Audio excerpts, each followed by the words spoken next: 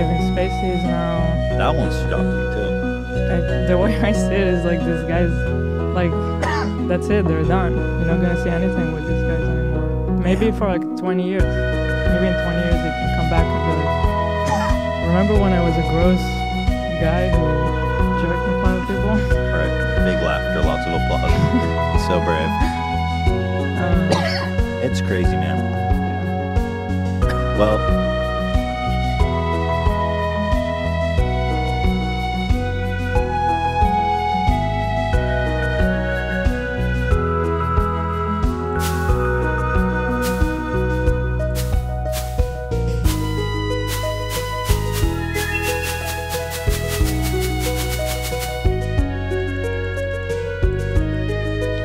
Hello, Junimals.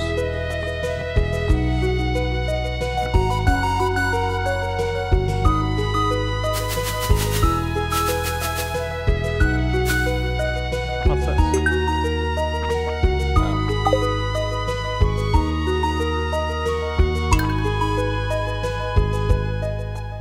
Looking for save game.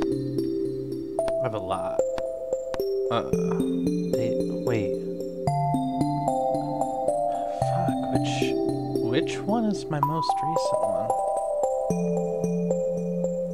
How am I supposed to tell? I don't think it's this one. I don't think it's this one either. I want to say it's this one.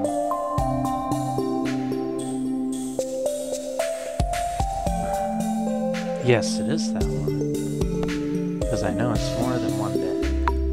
So I can open that file.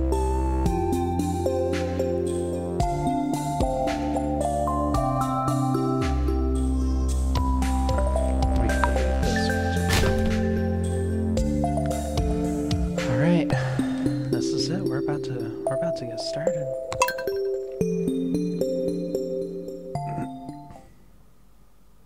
So the last time we left our hero, we were fishing. We were doing a lot of fishing. And what happened was we got a lot of shit. We got to level 5 fishing, we got to level 2 luck. We got our backpack upgrade, which is one of the most important things about it. See, look at this. Right, level 5 fishing. We're almost to prestige. And then social-wise, we are doing really shitty. Look at that. Her heart's a little bit full.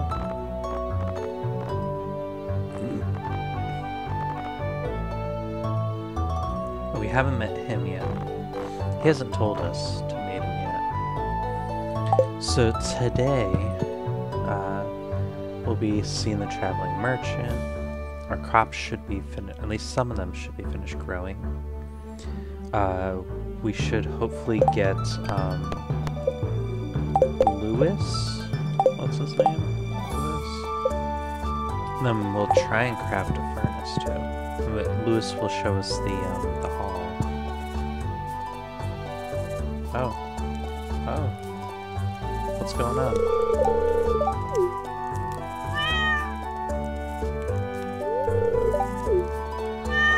Oh, some of my crops were eaten. Will you adopt the cow? Yes. Dudley. We ain't naming him Dudley. We're naming this kitty Gloria, because it's a girl.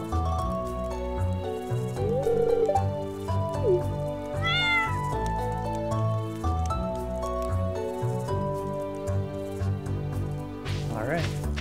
And then we can... Oh, it says it requires scythe, so let's... We got some new items. A deluxe fishing pole and some bait. Alright.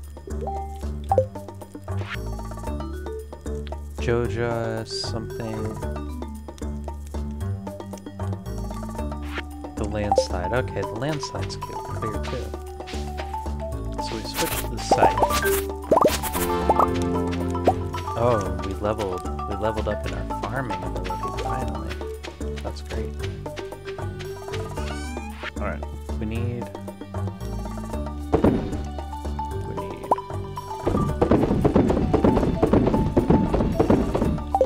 one of these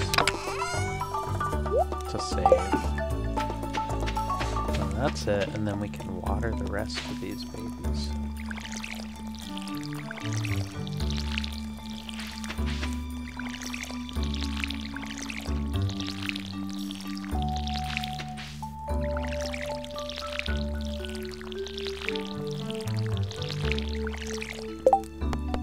Oh, I got something done. Got 100 gold for that. Raising animals wants me to build a coop, but I'm not going to do that for now. Okay, reach level 1 farming and craft a scarecrow. Can I craft a scarecrow right now? No, so I need to wait until tomorrow to do that, actually.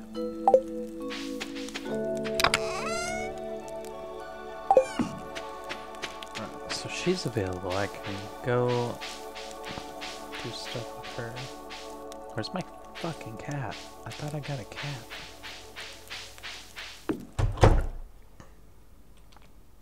There it is. So it wants me to like pet it and like feed it. What would I feed it though? Do I have any extra food in here? I guess I could feed it these, cause like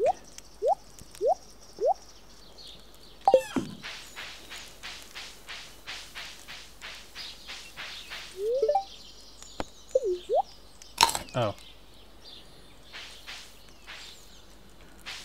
I guess it doesn't fucking eat. Oops, sorry for swearing. I meant to say motherfucking eat.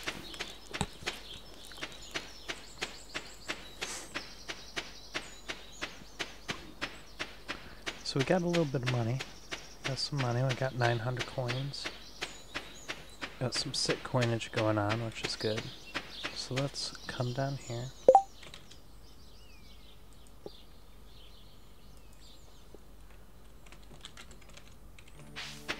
And let's find the this lady. Our luck is pretty bad, so she might have only garbage. Oh, there's a glasses pig. That's weird. Okay, so cave carrot, tulip, goat milk, lobster bisque, void egg. Now that's interesting. I might get that just to get the void chicken.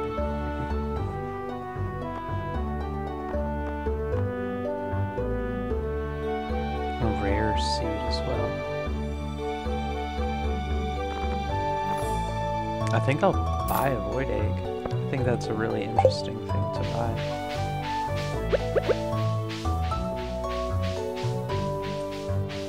And then I think I should harvest more spring onions if I can find them.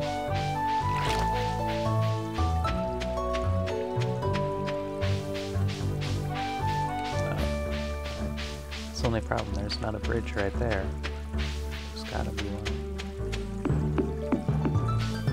It's only the 5th day too, so I mean we should be somewhere. Yeah, there is. Can I harvest it with the sun? No. Only the ones on my farm. I wonder if I'm like stealing from these people. They think I am? I could be. Look at that sewage down there. Gross. I can't make that stuff. That'd be cool.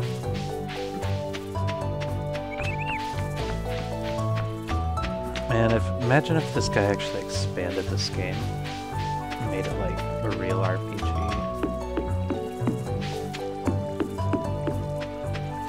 Well, that's a lot of spring onions. Alright, next. Since it's Friday, I might, you know what, I might actually spend some of this money on some more parsnips.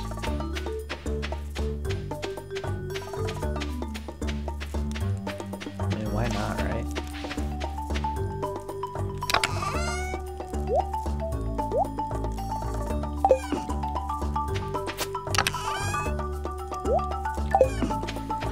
Okay, and we also, let's just keep going foraging for now.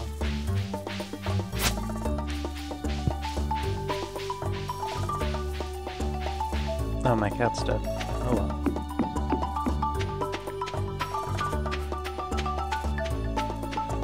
Here we go. See a leak that leveled us up right there, so that's important. Oh, here we go. Wild horseradish, that's important.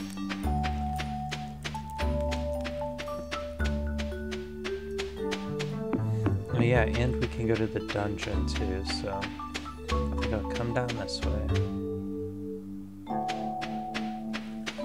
He still hasn't done anything with this community center. I mean, shit, man.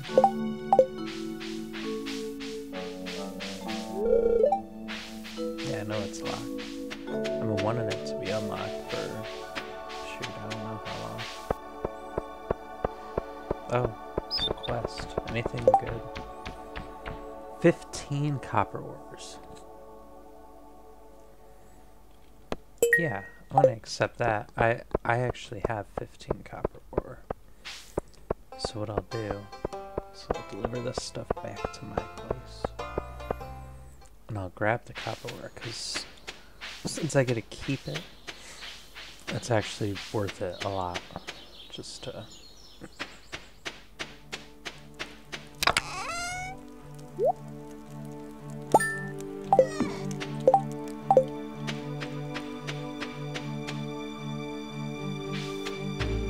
Oh man, messed up.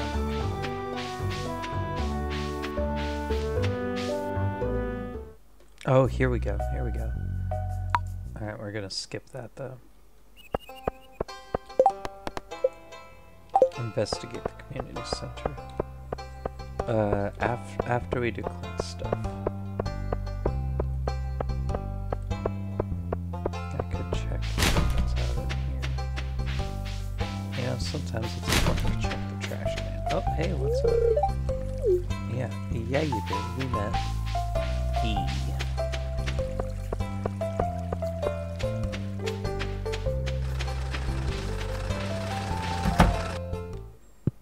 Alright, we're going to process geodes first. What the heck is that?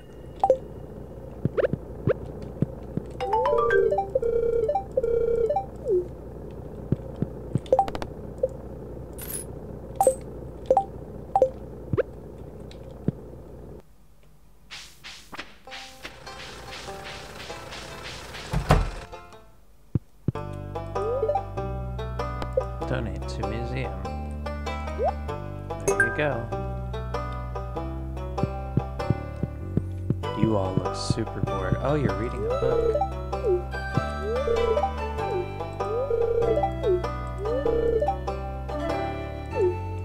Yeah, you ain't too bad. Neither are you.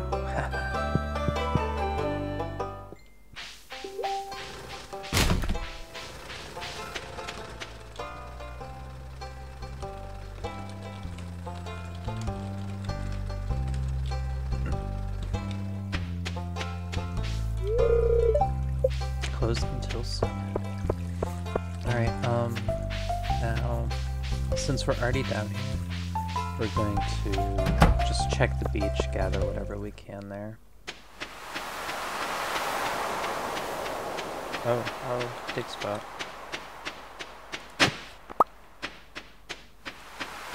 Try a boat, that's for the museum or whatever.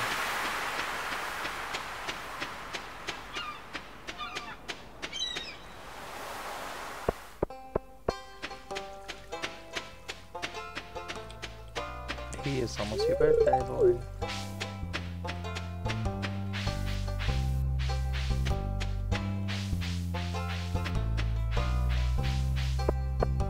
I was gonna get stuff up here, so fuck that.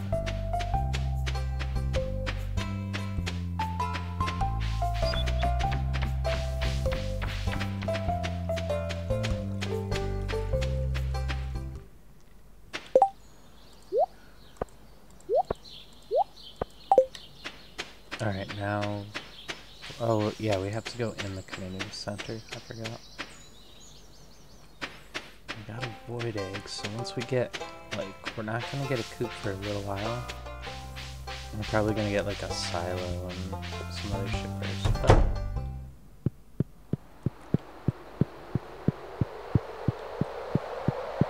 Alright, and then we'll come up here, we'll talk to this, and it doesn't say anything. It's garbage. This whole thing is gibberish. And there's a little fucking house in here. Great. Just freaking great.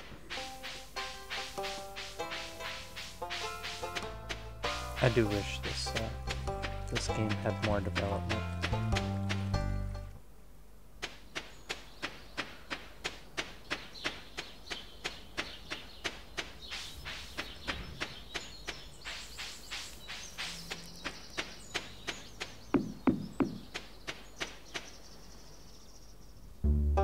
Yeah, we're skipping that trash. Doesn't seem to be working. Get out of here.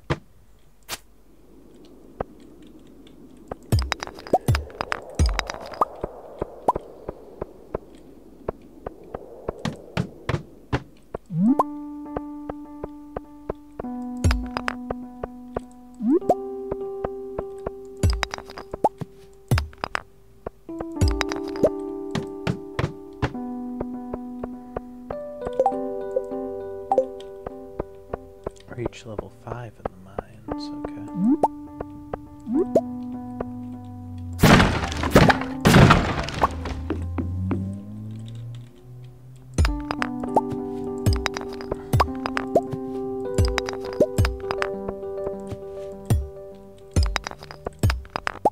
Okay, some copper. We need that.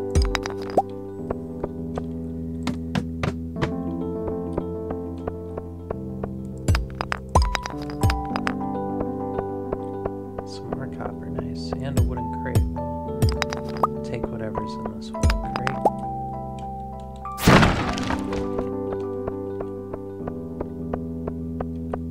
Oh, there's a lot of copper over there. I'll try and get to that.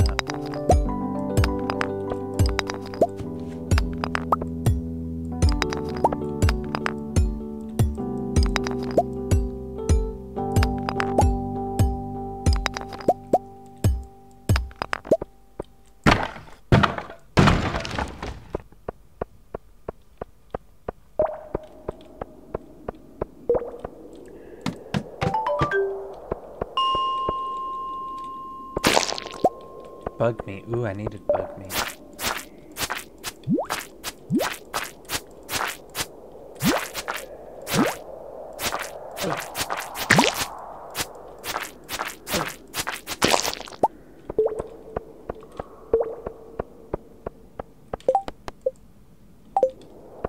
It says reach level 40. With this energy, I'm not sure if I can do it. Oh, it's paused in the mine, though. That might be okay, then.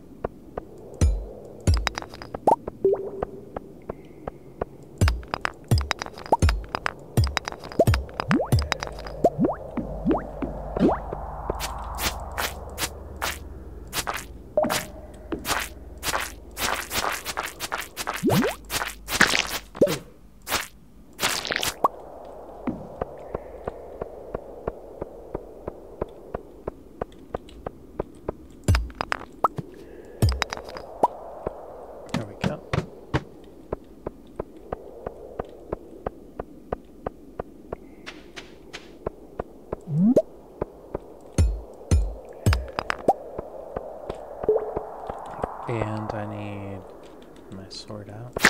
Slay him. Is it U? Yeah, see, I can press U. Oh, what? No, this is not what I want. It's letting me shop for him here. It's not exactly what I wanted. I kind of like it. But still.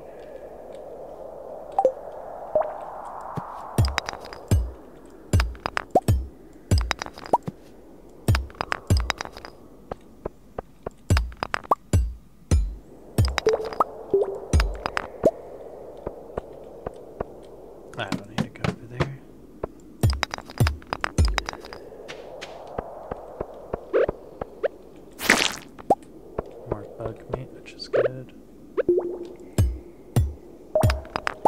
We're getting a lot of copper. Nice, and we got a level up in mining. So we had 35 total, but we started with 17. So we still have a lot. And we're getting some bug meat, which is very important.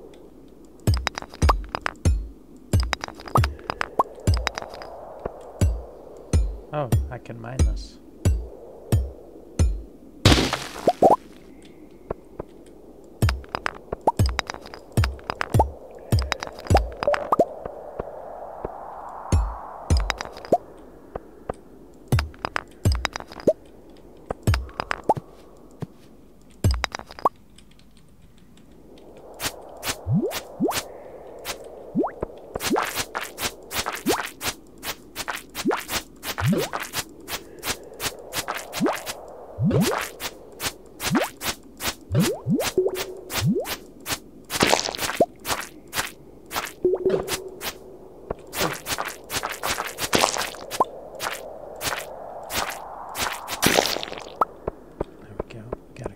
Strike.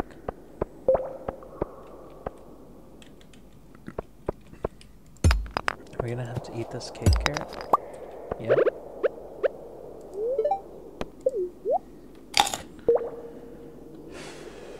Alright. Oh shoot. Oh shoot.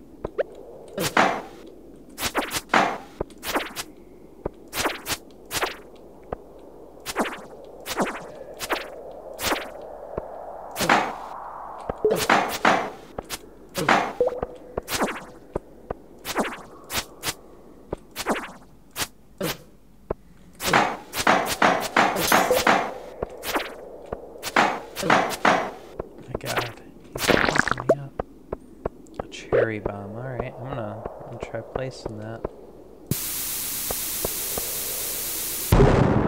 Oh, there's a lot of stuff.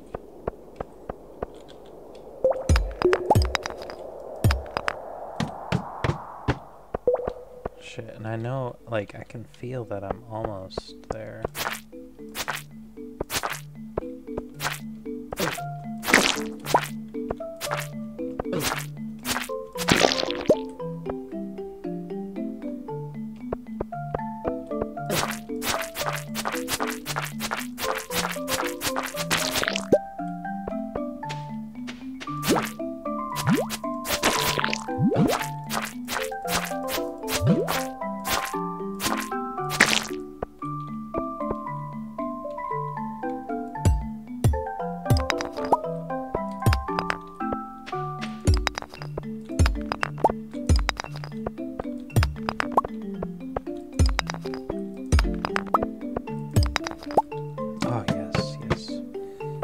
Didn't make it. Okay, we have to hope for a cave carrot. Yes, okay. No, run away from him right now. Come here. Oh, what's this? Small magnet ring. Alright. Then eat the cave carrot.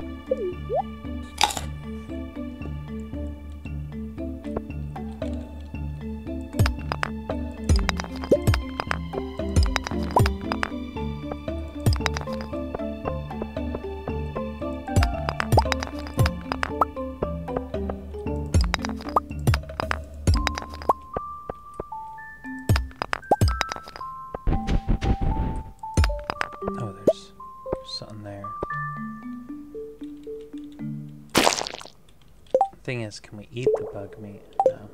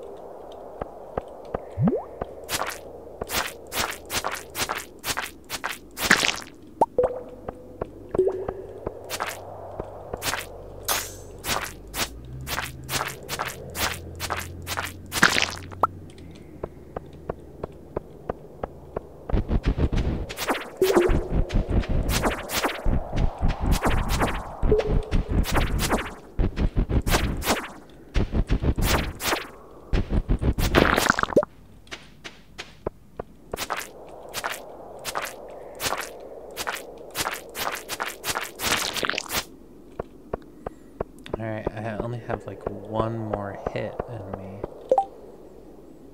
Oh, shoot, green algae. Okay. Alright, hold on. I don't know where or how I got green algae. I think this is almost it. We just know we don't want to eat the sap. Alright. We don't have many hits left. 1, 2, 3, 4, 5, 6. Fuck.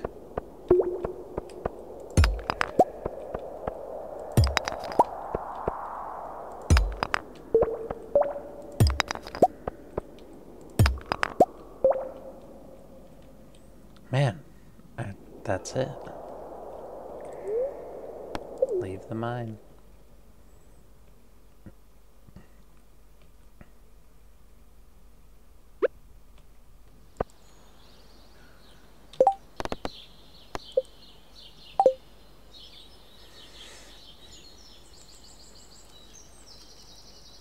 I'm exhausted. That's it. I don't think there's any way to get over this either.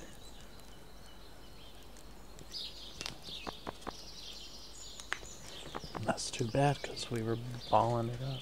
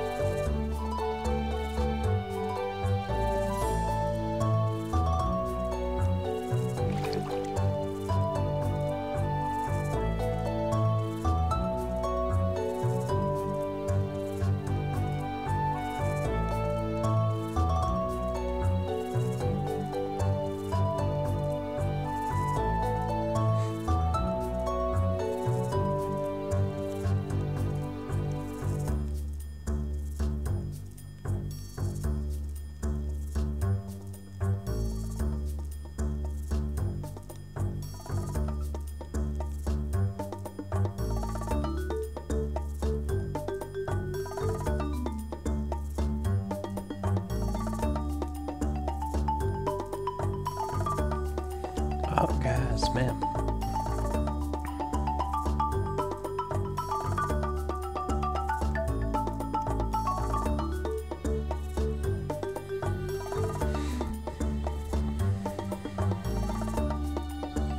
Well, I'm just walking home, you know what I'm saying? Yeah, you know I do what I do, what I do, what I do, what I do, what I do, what I do, what I do.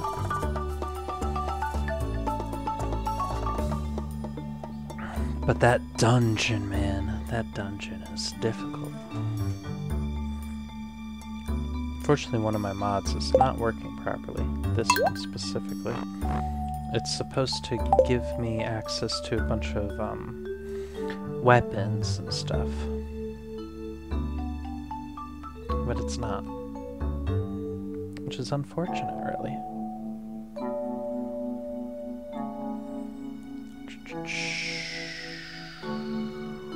Alright, and that's my cat, of course. Of course, of course, of course. You okay, cat? You look kinda sad. I'd pick you up, but I'm exhausted myself. It took me like 3 hours to get over here, to get back home.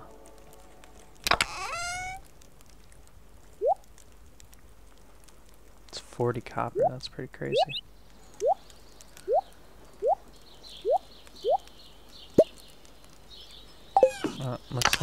Looks like my dogs wanna go outside. So I need to keep these in my inventory because I need to churn them in. Do I have any food or anything? I do.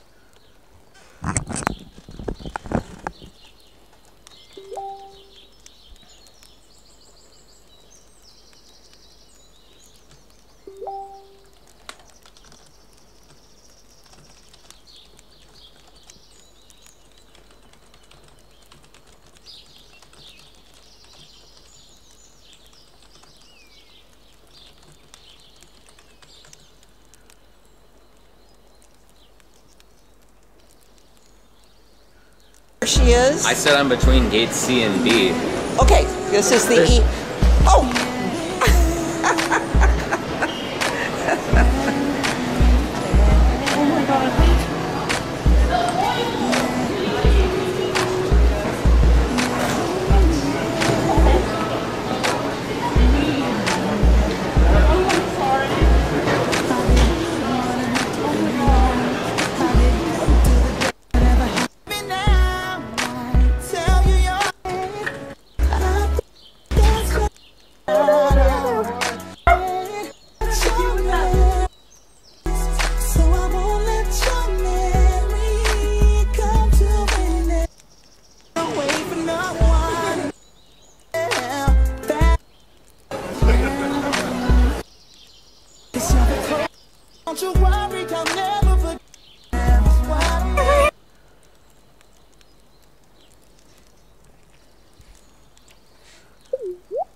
Oh shit, we ate it. We accidentally ate it on purpose though.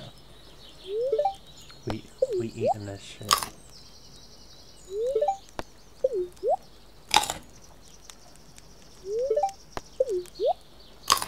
Now you may be asking, oh why are you eating so many spring onions?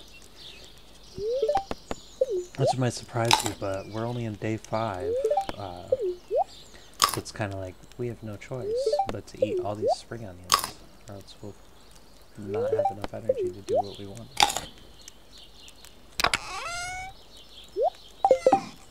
Alright, so there are things that I want to craft like this. We need iron bars, and we don't... I think we got some iron accidentally, but that's only 2 iron bars.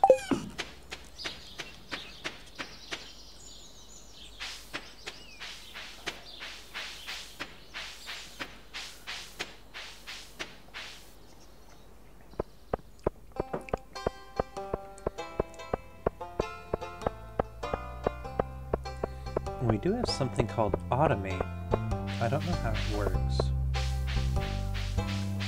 But anyway, we're gonna get this stuff right here. See, I could just sell this geo stuff for gold. I could sell it all. You know, there's like this tax stuff. And I don't know when to pay the taxes. Is that at the end of every season, or... And all this stuff, like, look at that. Look at how much final price it's more. Like, that's the base price. Influencers. So I think if I befriend the seller, if I befriend Pierre, I think that's what I have to do. No, this guy never leaves the museum either. Wait, no, I don't want that there. I want this, like, here or something. Okay, and then we come up here. Talk to him. Hold on. So, like, look, there's all these influencers and stuff, and I don't know what they are. Look, I can pay less for beer than honey. There's that selling influence. This is how much it void mayonnaise is. Yeah, processed geode, right?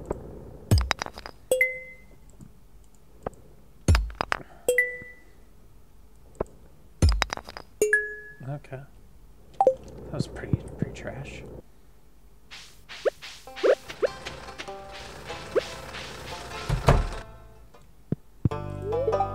Donate to museum.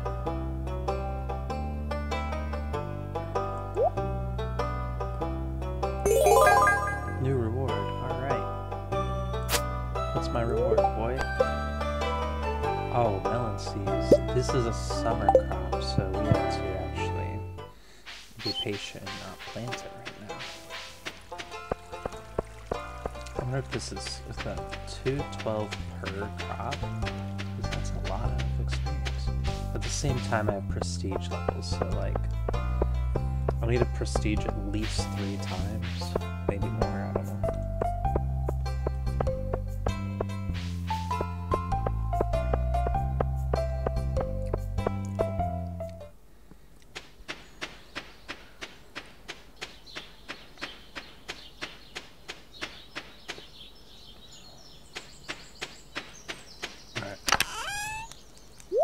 He's in there. Those in there. Let's think about what we need to do. We could go buy some bait. Oh yeah, he also has some sort of super fishing rod, but I don't know about that. I do know we need to start fishing a little bit though. I think that's very important. Because we need to keep a constant, steady, like, extremely high flow of money. So it might actually be a good idea to come here and buy some seeds. Not sure.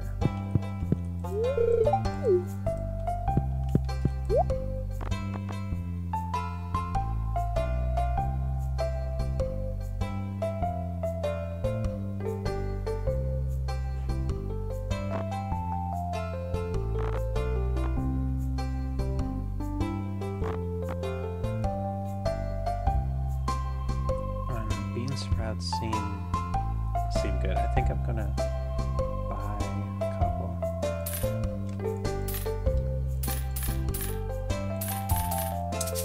Yeah, I'll just buy as many as I can. 12's fine.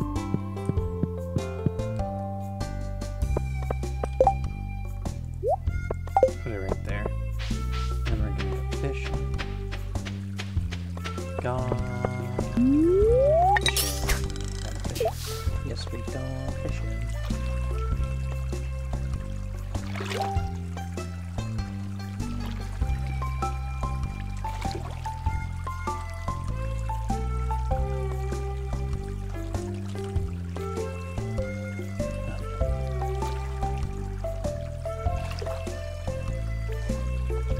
Yeah.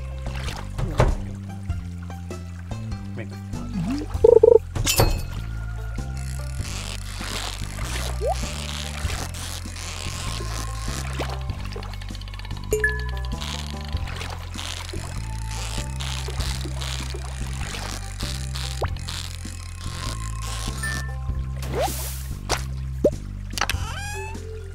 Oh shit. We're gonna go identify these right now. I think I still have some time left.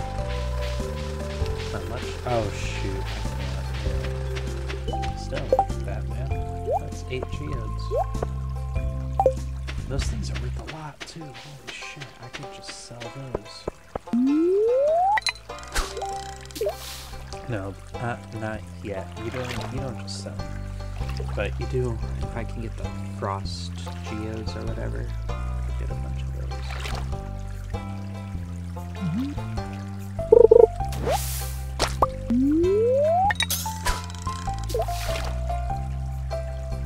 So, sunfish, why does it keep, like, look at that. Sunfish is worse than algae. No, it's better, because you get your streak up. Sunfish.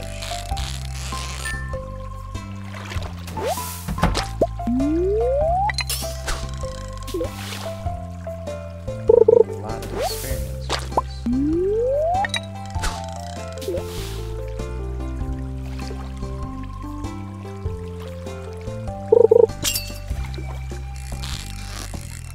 This one's probably. I lost my streak.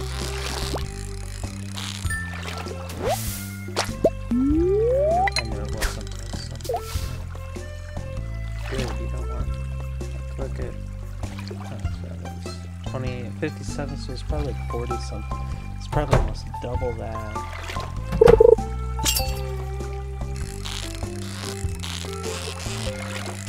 This is sunfish. Oh no. Hey, fish. Oh, a SpongeBob style.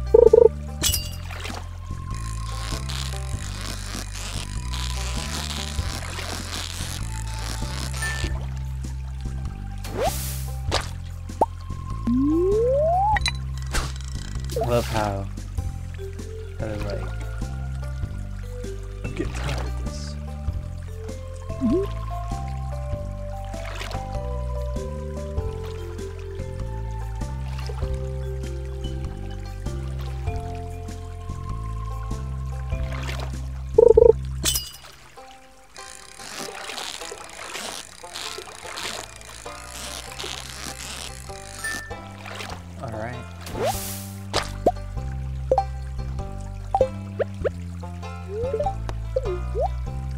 eating the sunfish. You crazy?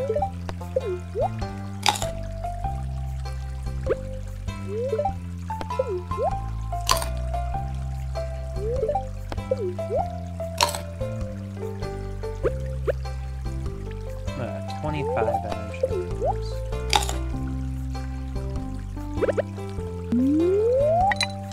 If I catch enough fish, like I could go into the mines and finish that up. Maybe.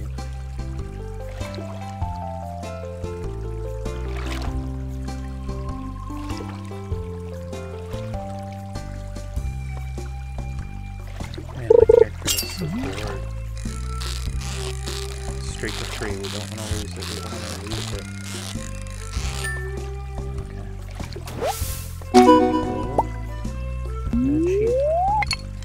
Mother catcher. I can't look at my achievements until after I catch this next one.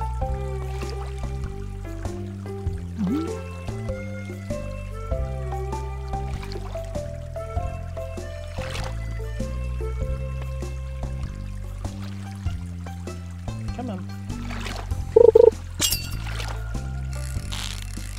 Okay, we're on this streak of 4.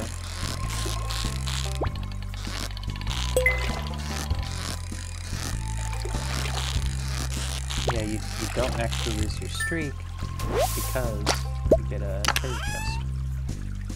Oh, that's actually pretty good. Not gonna lie.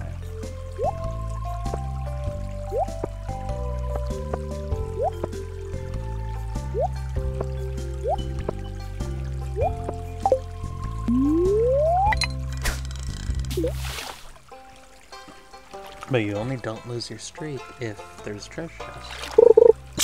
And since there was, there's a chest in this one. This is a hard one. This is one that if you need a chest or not, but I got it.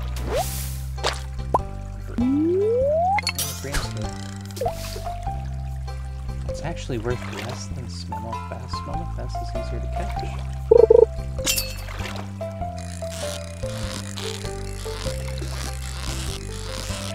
No!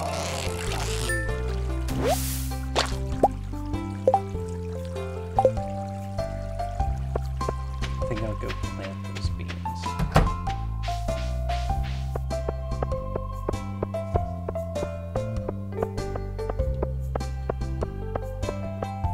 Eventually I'll get the sprinklers though. Once I can start crafting sprinklers and stuff, it's gonna be easy.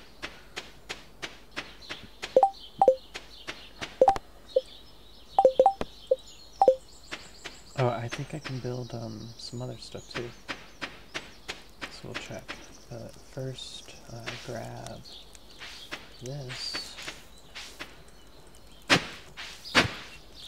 3, 4, 5, 6, 7, 8, 9, 10.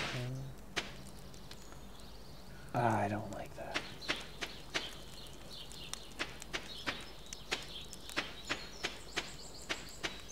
Let's do it this way. 1, 2, 3. 3, 4, 5, 6, 7, 8, 9, 10, 12. Okay.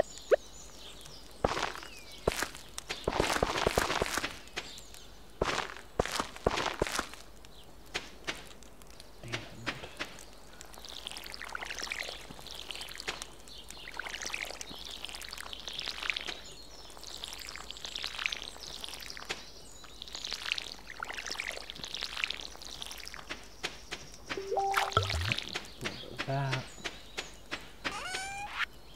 Not so much. Yeah, we're gonna sell all of our fish.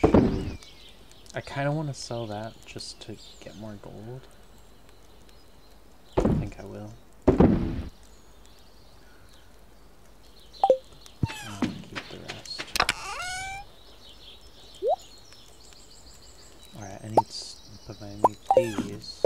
I need, crafting one furnace.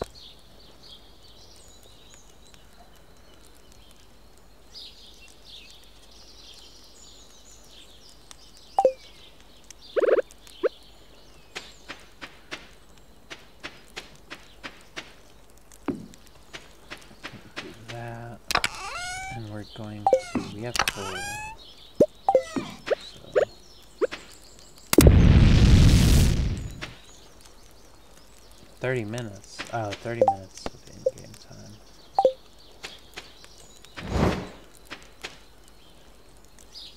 That's the one disadvantage.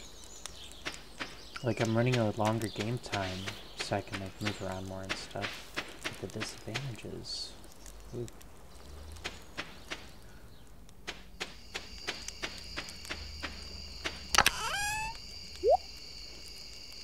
Let's see, anything...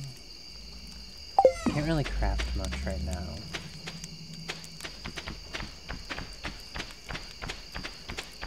What do you think you're doing? Oh shoot, you're like serious. Think you can take me? Do you even know who I am? Oh, that's not fun. Now you're coming back for more? Oh, you can't take me, man. Can't even come close. Yeah, that's what I fucking thought.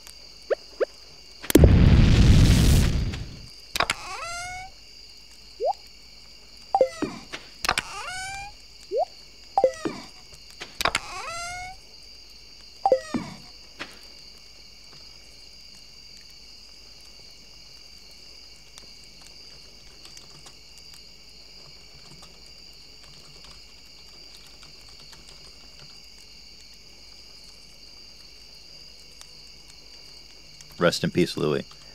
It was fun while it lasted. I mean, I just, it's just a shitty situation. I feel bad for both sides. Obviously, he did something disgusting that he shouldn't have done.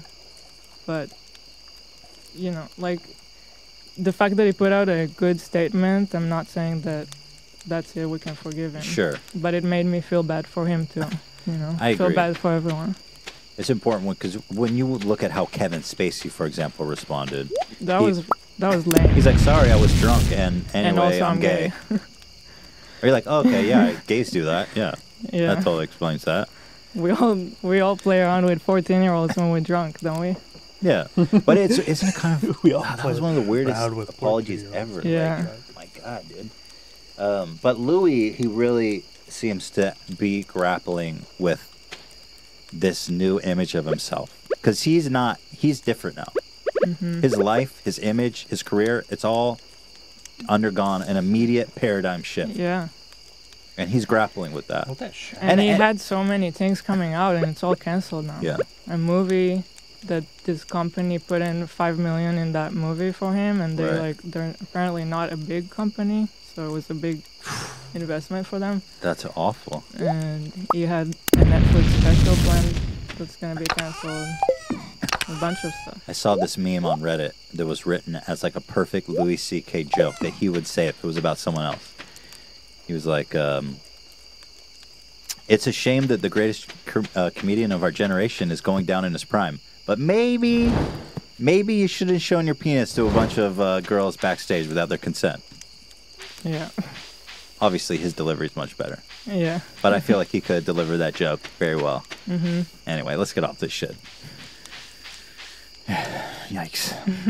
What? Okay, let's start from the top here in terms of who you are. You're Israeli. I think most people know that by now. What's it like growing up in Israel? Like, I mean, us Americans, do we take shit for granted?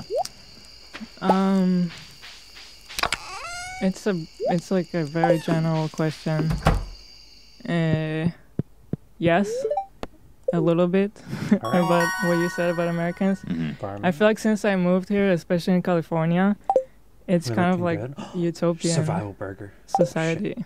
And We can craft cherry so I can bombs. kind of see why there's like this whole arguments between white privilege and people feeling That's what we guilty, need and them. so they're trying to like correct things These guys way give too a much. Pretty big you know? boost. Mhm. 600 right there.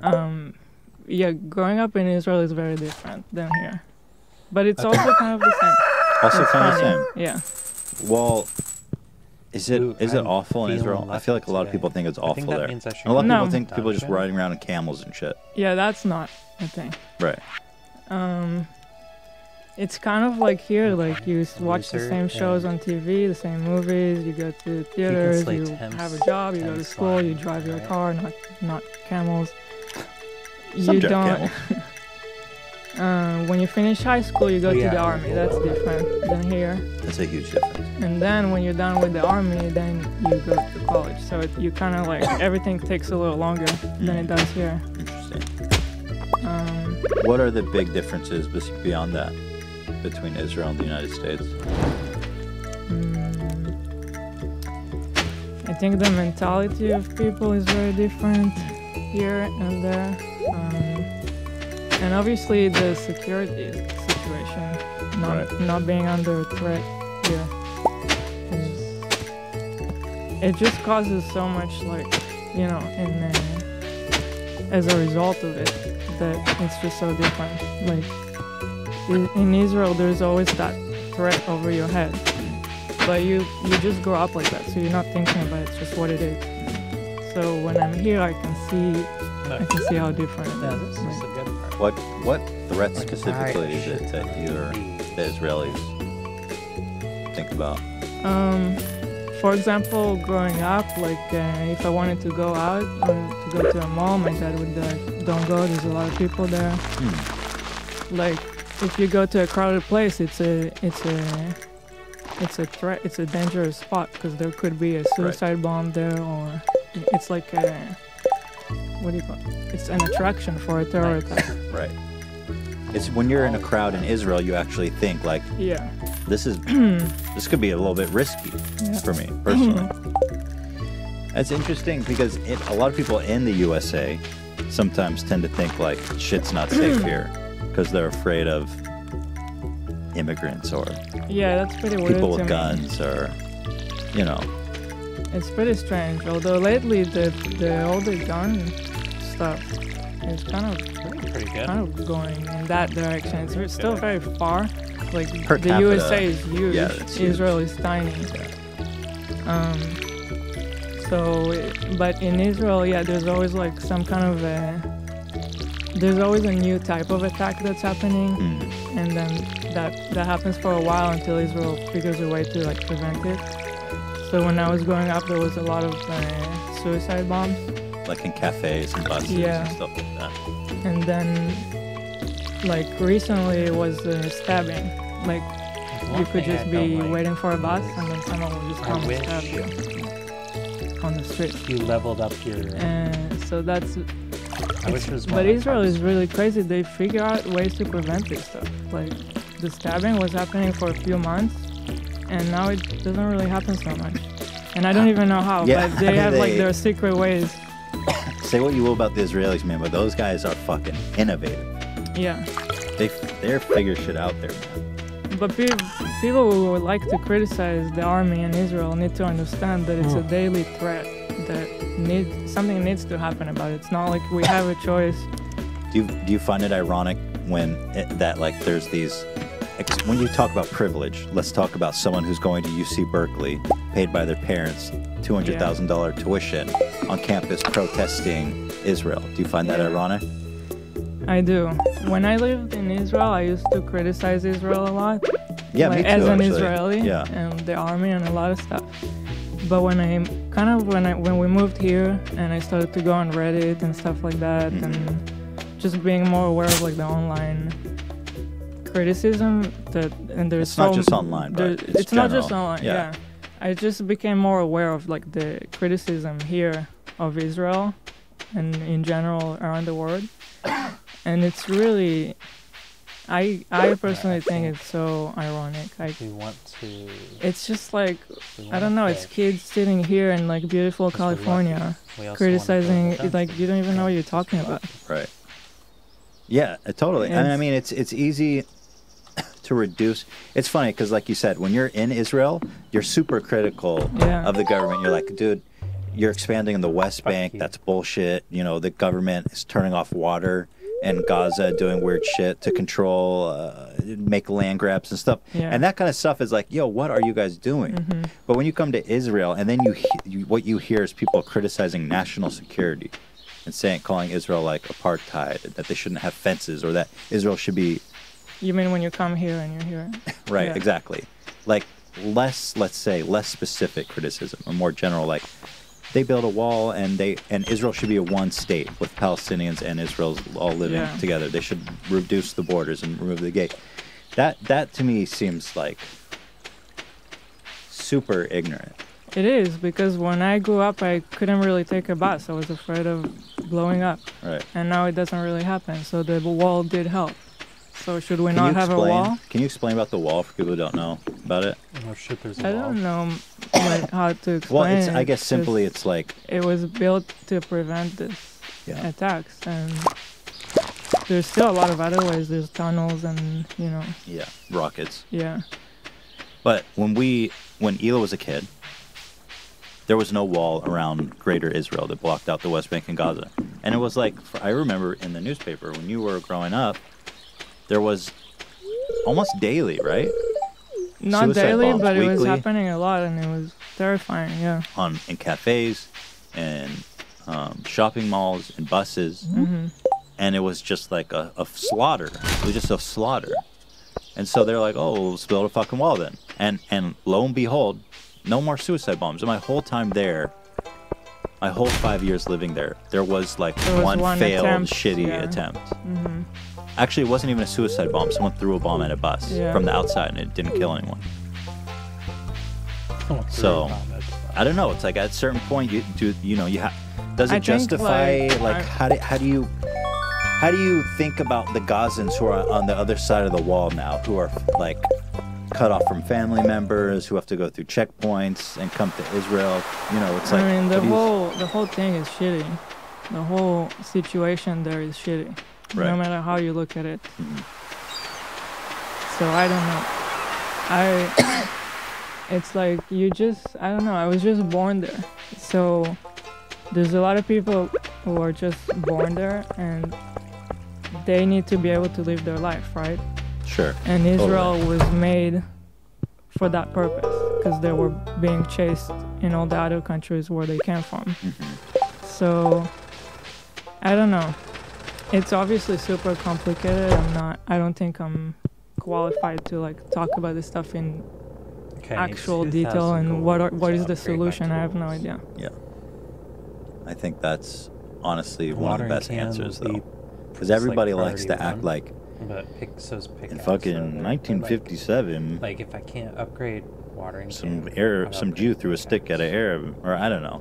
But it's like it's way too complicated for one person to actually have a really good opinion about it. Yeah. And it's so confusing too that even if you do, it's like how do you even break that down? But I will say it's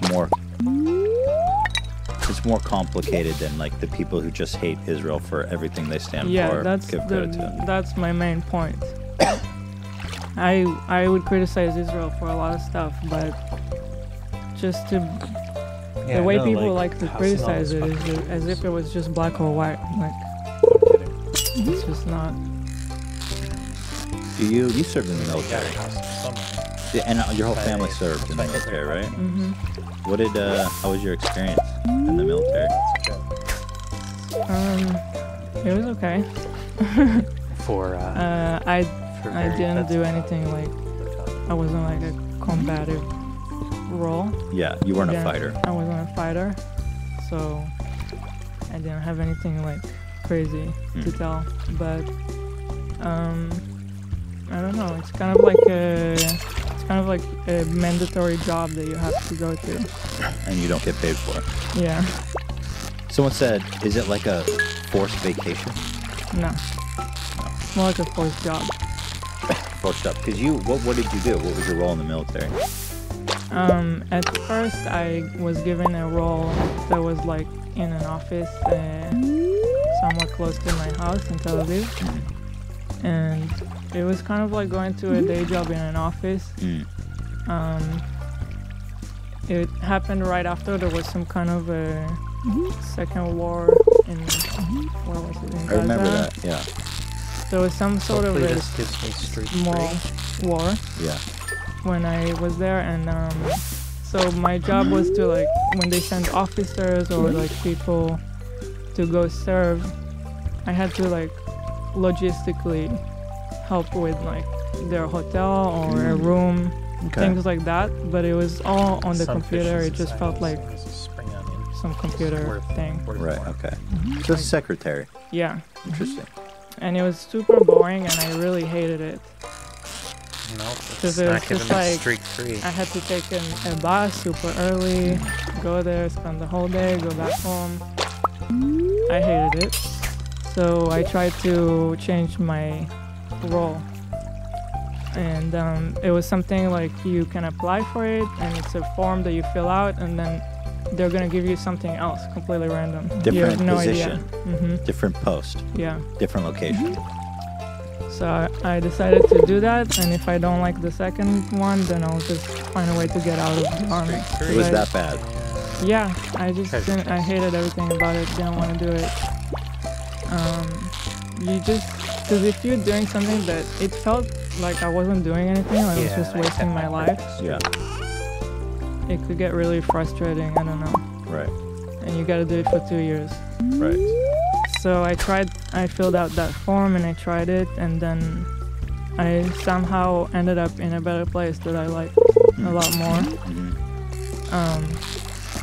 Before it was a daily thing where you go back home every day, and the But new it one didn't was in drop a way that my was streak. a base that was far That's from my what house. Mm. So you go there for the whole week, and then you come back for the weekend. So you preferred that? Were you gone for a whole week? I did. It was, Interesting. Why? it was kind of like just more of an adventure, more of a different experience that I preferred than to just go to a boring job, sit on the computer and go back home at the end of every day. I don't know. Were you doing secretary work there? So yeah, I was the secretary of the head of the there's like a, I don't know the terms in English from the army. Right. It's He hard was a to translate. officer. So there was a, I was in He was Duplicate, just an which officer. is like He's a an officer. like a brigade, Mhm. I guess, that's in charge of the area of Ramallah. And that brigade has like a main officer. So I was his secretary. Okay, so you were right below the big boy. Mhm. Cool. So it was nice. It was that come with- interesting. It was more demanding in a way, but also I don't know how much experience. kind you of get. more rewarding because you're put in this weird situation where you're like, you're away from your house. You have this new group of people that you have to get along with, and it's hard to explain, but for some reason it was more interesting. I enjoyed it more. You told me once you went on like a mission with them to like a terrorist city. Yeah. That was kind of a crazy story. Yeah, my officers and like the soldiers in that brigade, they would go every night on a raid Right. in Ramada to arrest terrorists, and so I always saw them preparing for it and leaving, and then I would stay in the Seriously, base. come on! I'm supposed to be lucky. So one time I wanted to go with Feeling them lucky. just to experience it. Why you just were all of a sudden had an urge to go with them? I just wanted to see what it's like. Right. Wanted to see it. Okay. So they took me with them one night, even though they weren't supposed to. Did they armor your ass up? You're driving in this like jeep that's bulletproof. Right. So I was in the jeep, and then as soon as we entered Ramallah, the people in the city started shooting us, Wow. and I heard like a bullet hit the jeep like right next to my head. Did it like dent or just You heard just it? hear it. It's a gnarly armored jeep. And I mean, it was just interesting. They were so someone actually was shooting the car when you went in there right away. Yeah, Huh. Did you have a gun on you? I didn't. You were not supposed to leave. No, yeah, not really. But even if I walked with them to one house. I Okay. did get out of the car once, but, Oh my God. but surrounded with them. So Okay. Did they arrest anyone that night? they did. Did they bring it in the same car with you? No, Oh, you different go. car. There's a few cars going. Damn, that's crazy. Was it like? How did you feel? Was it horrifying? It was strange. Very. This is real very luck. weird. Look at How this s- like lucky how so? day. Look at that. Never been so lucky in my life. I don't know. Just you It's see level people in 3 the left. house, and then it's like the soldiers just walk into the house and look through their shit and find guns, and the whole thing is really surreal. They just do they knock or they just like kick down a door and charge in? I didn't really see that whole. Don't know exactly how that. But Does it feel like a normal neighborhood? Or does it feel like, oh, this is scary? no, it actually looked like a nice city. That's strange. Yeah, that's. I Yeah. mean, from their perspective, well, it's so complicated. Yeah, From their perspective, it's like, Oh my god. fuck these guys.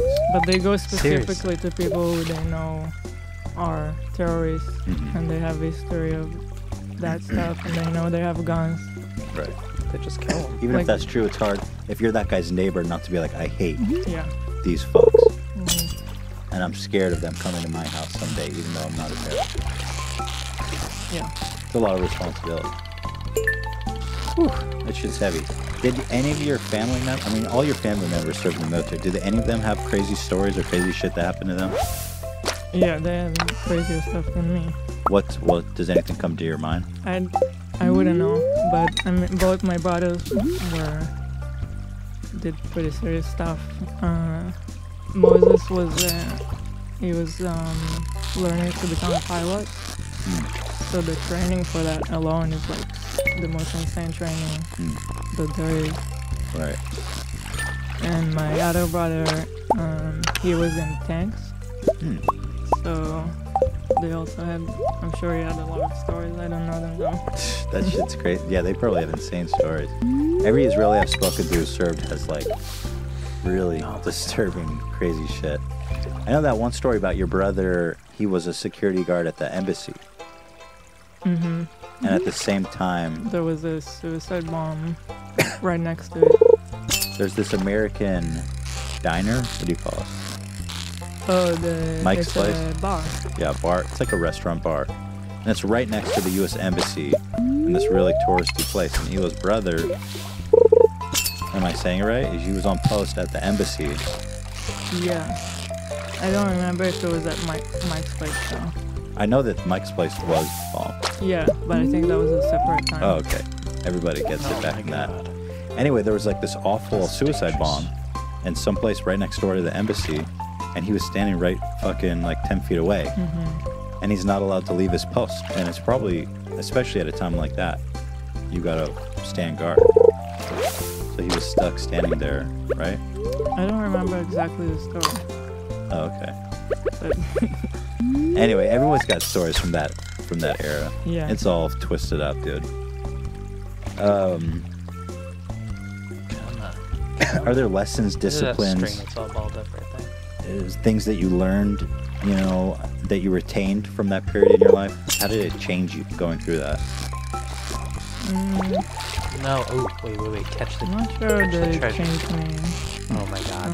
Oh my god. If that treasure didn't appear, I think the biggest thing is just like being put in a place oh my god. with Thank a you, group treasure. of people that maybe in normal life you wouldn't necessarily become friends with, but in this situation you just become friends with them and they become your family. So that aspect of it was interesting. But I mean, I don't know. It's just some bullshit job for you for 2 years. In a way, Okay. All right. Well, got that out. We got the military shit. Some pretty Donate heavy duty to the stuff. museum. We'll take a Have quick a thank you to our doll. sponsors. Up next, we've got so much great stuff to talk about. Guys, don't go away. Stay tuned. Collect rewards. And thank you to our sponsor, Turn MeUndies. block. Okay. MeUndies makes undies your butt will be proud to wear. Wow. And check this out. We're not the only ones that love MeUndies. Listen to what our longtime listener and MeUndies enthusiast, Christian, had to say. This is a note from a good fan of ours, Ryan Schindler, that wrote a very fine comment about this MeUndies. He said, "When I first heard Ethan read a MeUndies ad, I thought he was an Irish person trying to say MeUndies." They sound Irish there? MeUndies. maybe there. MeUndies. However, after reading many online reviews about how soft and comfortable they were, I decided to finally pull the trigger because I wanted a pair of those life-changing undies. When I slipped on my first glorious pair of MeUndies, I felt like the clouds parted in the sky and a beam of light was illuminated right up my ass. Again, he said rear end, but I think that let's not mince words. There was a beam of light shining in and out of his ass. It was glorious. They were so comfortable that I knew that the world was never going to be the same. Because of MeUndies, my ass is a whole lot happier. To Ethan and Neela, thank you for doing such a great job, for always sharing your sick memes with listeners like myself. Well, thank you so much, Ryan. Appreciate you. And thanks for supporting the show and putting on those light-beaming, life-changing undies. Listen, my friends, your ass, your quality of life going on and your ass can change now. Forever. Like it did to young Ryan. Get 20% off the best and softest underwear and socks you will ever own. Free shipping and a 100% ass satisfaction guaranteed. Go to MeUndies.com/H3. That is MeUndies.com/H3. Ela, what are we working with here? Ela's falling off the desk. She's MeUndies has got her falling all over the place. Here, I wanted to show this one. Yeah, this one of their new designs, cool. I guess. What is it? Fruit Loops? It's like milk and cereal. It's Oh my really God, cool. my crotch area already feels like a swamp, and now I can get a visual representation of it too. But with these, let me tell you, less swampy. Thanks, MeUndies. Appreciate you. Up next, thank you to a Nature Box. Listen, we all want to eat better. Okay. But when it comes to snacks, sometimes it feels like it's all delicious and a billion calories versus boring and tasteless. There's got to be something in between. And guess what? There's something way beyond the middle into the, I can't believe it's not true because it's so good. Talking about Nature Box, okay? Because these guys make delicious snacks that are also healthy. Nature Box has over 100 snacks that taste good and are actually better for you. They're all made from high-quality, simple ingredients, which means no artificial colors, flavors, or sweeteners. I get out of breath we're easily. Should I be concerned about that? Well, maybe we'll talk about that later, but I'll tell you what does help, Nature Box snacks. So you can feel good about what you're eating. My favorite, cashew coconut. I'm a cashew boy. My favorites are the cashew coconuts, the sriracha cashews. I have a lot of favorites. The cheddar lentil loops, and let me tell you what else. The medley, sweet and salty nuts. A medley. It's like when you have need enough. You know, like these energy to, old-timey. They stand on the street corner and they sing words. They sing. It's like a whole thing. Hard with like a rusty it's like that, but with snacks. I have no idea what you're talking about. You know, like Motown shit. Beautiful voices, symphony. Okay. That's what's happening with the nuts. The medley. I've never seen that on the street though. Really? You gotta get out more. It's a whole medley of nuts, sweet and sour. My God. Listen, you're sure to find your new snack obsession at Nature Box. They add new snacks every month inspired by real customer feedback, the latest food trends, and professional chefs. It's so simple. Just go to naturebox.com, choose the snacks you want, and NatureBox will deliver them right to your door, ladies and gentlemen. And there's no risk. Have you ever tried a snack you don't like? Guess what? Don't eat it. They'll replace it for free. My God, that's genuine right there. And listen, right now, NatureBox is offering H3 fans 50% off their first order. Decent amount of money. If I could go to naturebox.com/H3. That's naturebox.com/H3 to get 50% off your first order of some of the bombest snacks in the world. You can eat them, and you don't have to feel bad because it's a joy and it's a privilege to get medley nuts like they make. Right? Nuts like this, they don't come around often. So go to naturebox.com/H3. Thank you so much. And finally, we are sponsored by, oh my God, who is this? H3H3shop.com. That's us. Ela, you want to show up? Right. We've got this vintage, limited edition level 6 Vape Niche hoodie. Always rep your niche, combat level 1 ladies and gentlemen. always. Maybe even mining. one And too. for our podcast listeners, we are doing a little bit of a Black Friday special. African American Friday. Rep your nation with this special. Damn, boy, that is hardcore. Code H3 for 30% off. Go to h3h3shop.com and use code H3 at checkout for 30% off anything in the store.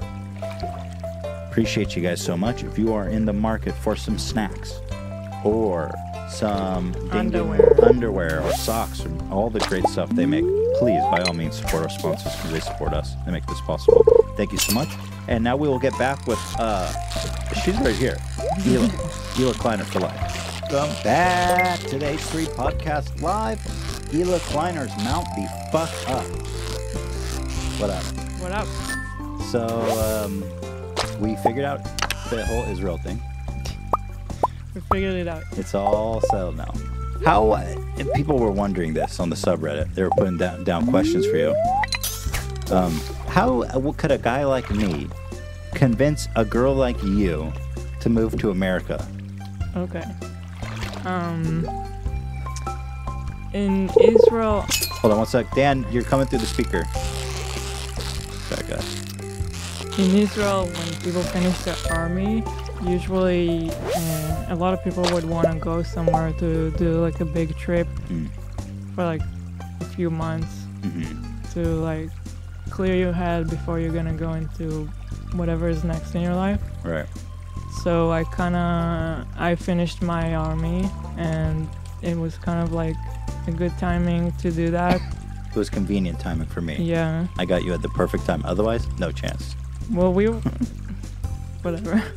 No, but it was just, it kind of made sense. I wanted to do a trip anyway. Right.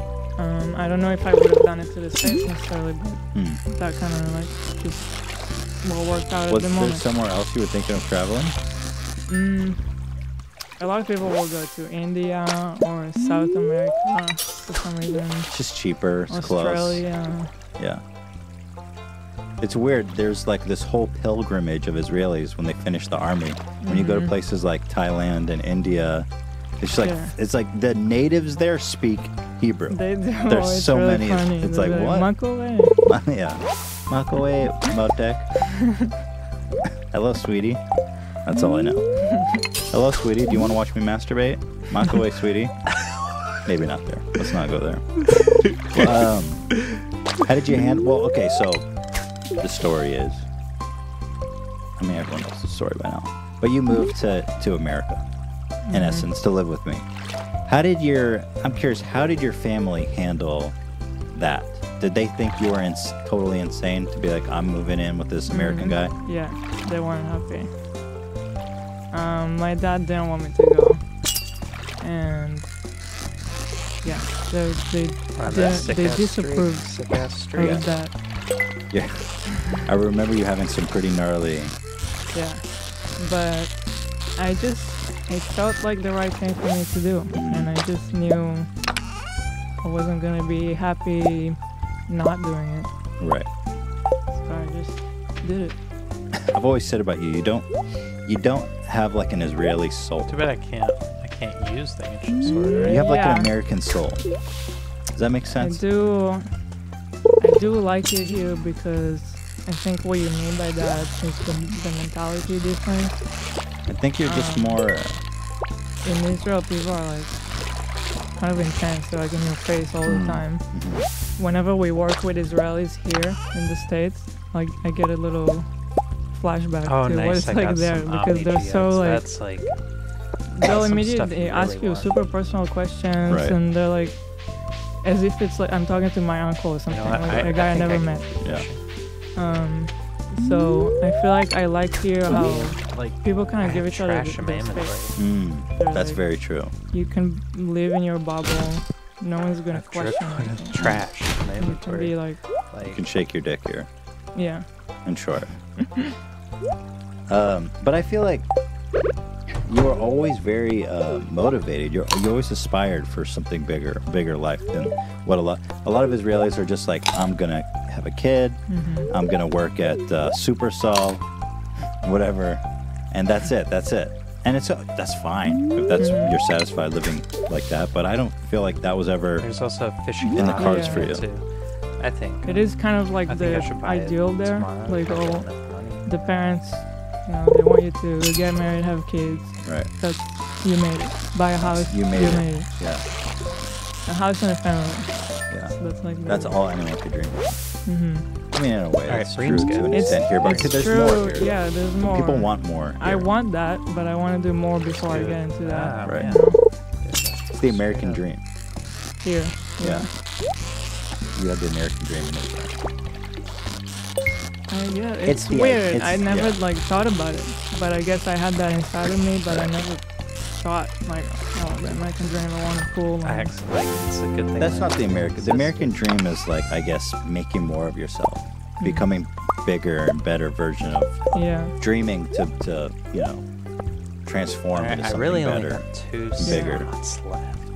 Okay, if anything, I think it would- was somewhere I'd get inside rid of of the me, not algae. something I was constantly thinking about. Mhm. right. I could get Here's a rid question of the from bait. Dino. Some of these questions I'm just going to completely paraphrase because I feel like it's weird for me to ask it. So this one is Dino Zahiro from the subreddit. He says, "How did it feel? How did it feel meeting Ethan for the first time? We always hear Ethan's side of the story, but I want to know what your initial reaction to meeting him was, because I've told the story 1,000 times. So from your perspective, how does it line up? What do you remember?" I remember that Ethan was very nice. Wow. I don't know. We just, for some reason, we were like, Oh, in the it's same- nighttime, so I could be catching like different we types of fish. just actually. connected on like some kind of basic level. We were just like on the same page. It Right. felt like, and Ethan was very sweet. Like, I was kind of expecting it. Like, I don't know. It was just nice, and we Did I just show you my dick? no. Got him twice. But it was just weird. We just like we had this week together in Birthright, Ooh, the and trip, I'm Yeah. level and 3 we just left. enjoyed spending that time together Like, I think on like a friendship once Mhm. level. It's just when I get fun, enough fish, though. get drunk. That's true. We did drink a lot. But and how did you perceive the language barrier? Because I know it was pretty difficult for us to communicate back Yeah. then. So weird. Think about. Yeah. But I guess it felt like we were still able to communicate Yeah. somehow. Yeah, we found a way. All right. Found it. Okay, Now, it lines Jake. up. See? It's none of this like this fat fucking American showed me his dick. He locked me in a room and He said, follow me on Facebook. "That's actually an interesting detail." Yeah, I didn't even know what Facebook was This is a long time ago, ladies before and gentlemen. Birthright, and when it ended, everyone wanted to stay in touch. So all these Americans were like, "Get Facebook. Let's stay in touch on Facebook." And you guys were all like, "What is Facebook?" How weird is that, huh? And now There's every Now every Israeli. every orphan, every like man, woman, and child on this planet. Why he Crazy. hated. That's Do not fair. your friends and family back in Israel understand the level of success that you've achieved with, or do they, or is it just a complete different language for them? Yeah, it's mostly like I have this 3 childhood friends Mm-hmm. that every time I go to Israel we meet, Yeah. and it's really funny. They have no idea what we're doing, or one of them I kind think of I've given Mayan. Topaz. She kind of follows. Not She kind of sure. knows, Mm-hmm. and she knew that we passed 5 million subscribers. Oh, okay. So she told me congrats. That's cool. For example. I Right. can't. I But can't the tell. other 2 like have no idea what we do. Those- And every time we meet, it's like the same things. They're like, "So what are you doing? How are you doing? Okay? And Are you working? are you guys struggling?" Yeah. And I'm trying to be like, "No, we're doing like very good." And We're doing very well. it's weird to like try to explain it. I don't know. Yeah. I try. Sometimes I've showed them a few videos, But it probably and just they'll looks, be like, "That's cute," yeah. and move on. Yeah, I hate showing my videos to people, especially when they really don't get it or care. Like, what do you do? Here's my husband in underwear yelling at a monitor. They're like, oh, good. Yeah. You guys are doing really well. You're right. So you're looking for a real job? Yeah. And so it's like... Yeah, so do you have a second job or? My parents started following though. That was a crazy development. Yeah. Like my dad apparently shares everything you post on Facebook. Like I didn't even know. Incredible. For a while I didn't even know. My friend told me about it. You unfollowed your dad on Facebook, right? Yeah. You committed the cardinal sin. There was a long time ago we made one of our first videos and I posted it on Facebook and my dad saw it and got super mad. What was it? The shake your dick. Of all the fucking videos we've ever made, back in the day we made this parody of Shake, what was it? Shake That Ass? Yeah. Shake That Thing. Yeah. By Sean Paul. Shake That Thing. Come on. So we made this parody called Shake That Dick. And there shows a lot of close-ups of my dick shaking, like, you know, under the pants. Under the pants, yeah. Yeah. I mean, I would never in my wildest dreams It is think a to pretty me, embarrassing video nowadays. yeah, it's awful. I've removed it. It's just but awful. my dad got super mad, like way too much. So, What did he say? Well, you know what he said. He said, if you guys keep making videos, I'm gonna denounce Ethan, and he can't walk into our house. I was like, look, dude. So That's pretty gnarly. I unfriended my dad, and I was like, okay, so we don't need to be friends on Facebook. Yeah. And that was a few years ago. And then we became pretty successful, and our videos got kind of better. Yeah, I'm sure they got better. But I had no idea that he All was this sharing time. all of our stuff. Now he's the biggest fan. Yeah. I gotta make a Shake That Dick part 2 just to see how he reacts now. But yeah, I mean, I could. Yeah, your dad he's been great. He what happened with the sandals? I remember that. I don't remember what happened with that. You decided that you only wear socks and sandals one day. As some all reason. responsible adults, hardworking, mature And adults. it's not do. the regular sandals, the flip-flops, like the one that goes into your toe. I don't see that distinction is important. There's a difference. Okay, all right. Apparently your dad agreed. So we used to go to my parents every Friday because in Israel it's like a Friday meal. It's like a big family. Yeah, it's a family event. And Ethan would come like that, and my dad got upset. Like, took me aside and asked me, "Can you tell him to stop dressing like that?" That was it. Was that it? For some reason I remember it more like powerful. Well, it's like, No. Ethan, if you ever wear socks and sandals to our house again on Shabbat, my dad will disown you. That's possibly, he did possibly He say probably that. said that, didn't Yeah. he? He doesn't speak. Your dad's not the kind of guy to be like, can you please ask Ethan to put on shoes? And here's the thing that I didn't really get about that. Everyone takes their shoes off when they get to the house. So how does he know if I wore $1,000 Gucci dress shoes? After that first second of stepping foot in the house, there would be literally no difference. It's the 5 minutes of you walking out of the house into the street and the neighbor seeing you. So it would be embarrassing. Oh, that's what it is, isn't it? That is what it is. Well, now he's our biggest fan, so shout out. And we actually saw him one day wearing socks and sandals, remember? Recently. That was like as good as when Joey Salads was caught faking that prank in the hood. When I heard your dad was walking around in socks and sandals, I was just like, oh yes, dude, full vindication. And your family gave him shit too, right? Yeah, my mom was like, what the fuck? You told Ethan not to do it. What'd he say? He laughed. Oh, that was funny, huh? I disown you, son-in-law. Oh, I guess I'll do it. Yeah. He's a great guy. Shout out to Yosan. Keep wearing those socks and sandals, man. Even against your own will. Put those on and He slam. doesn't really. He only did it once. Someday we're going to have to put on socks and sandals and just take a stroll together. It's like a peace offering. That'd be great. Ela doesn't want to see that. It's too embarrassing. All right. What's it like being a female YouTuber for you? because it's interesting. We sit next to each other. We make videos together. I'm a man. You're a female. People do react to us differently. For example, you're always getting. For example, the first question on the subreddit was, "Are you pregnant?" Yeah. You know, we already have both of our parents pestering us about your pregnancy state. It's so do you funny. need a million additional people It's asking? so funny. My mom, she followed me on Instagram. Right. And she saw I posted a picture of me with my nephew, and all the comments were like, "You look so good with him. You guys should have a baby. You're pregnant. Like, when is it? Blah blah blah." A million comments about that. Right. And my mom saw that, and she was like, "Now I understand that I don't even need to ask you. Like, you have a million people asking you, because my mom always wants to know Yeah. when is it happening." So it was funny. So she had a little bit of moment of.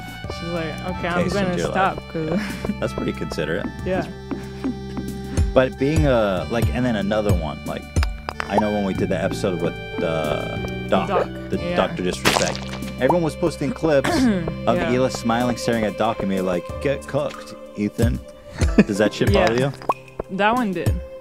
I was triggered because it's so dumb, and like, I do that with every guest. I always smile and I play with my hair nervously even when I'm upset. Like, it's completely unrelated to, I don't know, finding him. I don't even know. How is that related? That's like something from a cartoon. That's not real life. You were admiring, dude. Hila definitely wants to fuck. Yeah. It was insane, though. People were the like- whole podcast on the Twitch chat, that was the only thing I saw. Like, everyone was talking about how I'm like into him, whatever. That's something that annoys me, that I just don't get it. My thing with that is, like, I've never seen that response. People were so neurotic about it. They were going to our subreddit and posting, like, keep posting it. And I've never seen people respond to a guest like that. And my thing was like, these guys want to fuck him. Right. These are the guys who are insecure. They think Because I was Yeah. being normal. If that's what you see in me, it's like, then maybe you're reflecting something yeah, of I your think, own, I think they all want to fucking, they all want Doc balls deep on them. which is fine. Yeah, it's God bless them. But there's definitely something like deep there about their It's just- insecurities. It's kind of annoying, and it's kind of chauvinistic, I guess. Because Yeah. it's like, if a girl smiles to a guy, it's like, "Oh, you want to date?" It's like, "No, I'm just being nice to you."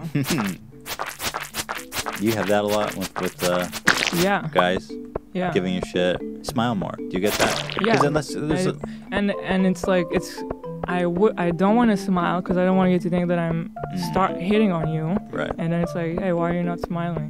It's on both ways. You're gonna get criticized. Interesting. It used to happen to me a lot. And like, nowadays we don't go out so much. We're always We stay in the house. at the house. And in LA, there's not much walking to do. You're always Very driving. But in other places where we've lived, it would happen to me a lot. I seen Hila she gets attitude, boy, and I love it. Or I'll walk and someone will be like, nice eyes. Oh yeah. And you Hey, can. sweetheart. So if you're gonna be nice in response, they think the next sentence is gonna be like, "Can I have your number?" Right. If you're not nice, it's like, "What's wrong with you, bitch?" Accept the compliment, bitch. Yeah. I've seen that happen to you firsthand. And there's nothing wrong with like trying to hit on a girl, but sometimes it's just uncomfortable and you don't want it at every turn. If you're just You walking know, down the street doing yeah. errands, you don't want. Or if you're like Attention. in a taxi with a driver, it's pretty That's inappropriate. bad. So it happens in pretty inappropriate situations a lot. Interesting. More generally, do comments on the internet get to you? Does that shit bother you sometimes? It does. I always try to, I've been through different phases. I feel like lately I'm not so much. But there was a time when it did. I think I've learned kind of to distance myself from the comments. I don't know. It goes through phases. I agree. Yeah. Yeah, I Lately, we've forgot made that I the had to conscious kill, decision like, to just like kind of 10 stop slimes for or the some most part. garbage like that. My rule is like I'll read top 3 comments. Yeah. When you go deep, you get upset. Don't go below the top 3. You'll feel great and you'll have a great day. Sometimes I see Ela, she's gone beyond the top 3. I'm like, you're in too deep. Bounce out now. Get out, Ela. I'm telling you. And the same thing to me too. Yeah. Don't go too deep. That's our rule. We have friends who do YouTube where like I read every hardwood. single comment. That's a good one. That to me isn't. I don't know how you could live your life that way. I almost don't believe it. It's like, how? It's impossible. Yeah, but not just like is it physically or time consuming? No, like how I do you mean, handle yeah. that many opinions about you? It's impossible to handle it. It's like you're hearing the thoughts of a million people. It's like there's a superhero like that. He's out there. You guys know what I'm talking about. The superhero. It's called Jim Carrey. It's called being a YouTuber. I've got all these voices in my head. I don't have any superpowers, just a bunch of people insulting me online. But I think I don't mind it as much now. Yeah. That's good. Here's another question from the subreddit that I'll phrase in their voice. Logical Defense says, "Hey Ela, my girlfriend relates a lot to you. We originally started watching your Ethan and Ela channel, and it's a huge part of our life. We're speaking as an outsider to your relationship, but it seems that sometimes Ethan's rather large personality can get in the way of expressing your thoughts on stream. With that being said, you and Ethan seem extremely happy with each other, and I'd like to know what you think about this. I'm asking because I tend to be a very social person and find myself, in a sense, steamrolling my girlfriend in social environments. What's your opinion? Like, how do you feel about my personality overshadowing yours sometimes, or maybe me talking over you and stuff?" I usually don't mind it because I don't like being in the spotlight anyway. So if you're kind of like taking the lead and taking more attention, then I'm cool with it because I don't want it. Yeah. So usually I feel like there's a balance that I'm okay with. I think I sense that. Yeah. Like sometimes I sense that you're relieved for me to finish your statement, and so I'll interrupt. But is there ever times where I talk over and you're like, It is. Fuck this guy, They're dude. fucking like... Not some really dangerous with ass you. looking enemies. Not so much. I think it happens to me sometimes when we'll hang out with people and then there's like 3 guys talking. I feel like I can't get a sentence in because everyone's talking loud and very assertive? yeah. Yeah. But that's something else. Yeah, that's a different thing. Shy people problems. Are you shy? How would you consider yourself? Are you a shy person? Are you an introvert? I don't know. I'm just me, baby. I think I'm shy. I think I'm all of the above. But you can also be very assertive. I've seen you assert yourself well beyond what I would be comfortable with. On the other hand, you know? It depends on the situation. That's that Israeli side. When I see you going like, I'm going to the person's door and I'm telling them they got a problem. And I'm like, I'm just standing back on the sidewalk and watch from here. It's like this fuse that like if someone like if I get upset, then it's like it's a short. I hate this. There's like a little fire, and it's very short. Right. And then when it goes, Right. and then I'm like I get upset. This bitch needs to go down. Yeah. If I have a problem with at that level, man. I don't know about Spectrum, then I'll call them and I'll be like, get your shit together, you know. Sometimes I'm like, ooh, but look, it works, man. I think your assertiveness It depends if I have a mission in my head, or like if it's a shoot, or if we want to get a video done and we're missing a prop. So it's like, no, I'm gonna get that. I'm gonna get that prop. Right. I'm gonna find it. Interesting. Intuitively, I think you're a great producer, and that you're always focused on the task and getting shit done. You're good at managing stuff, and so an ancient in seed, terms I of a need that, behind-the-scene partner, like as we're on partners, White algae. and I'm like, that's interesting.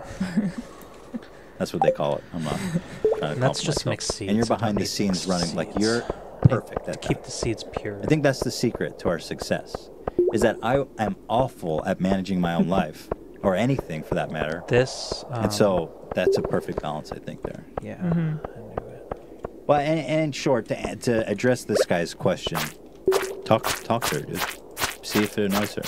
Yeah, for me, I actually don't find it annoying. Sometimes I'm more comfortable that way.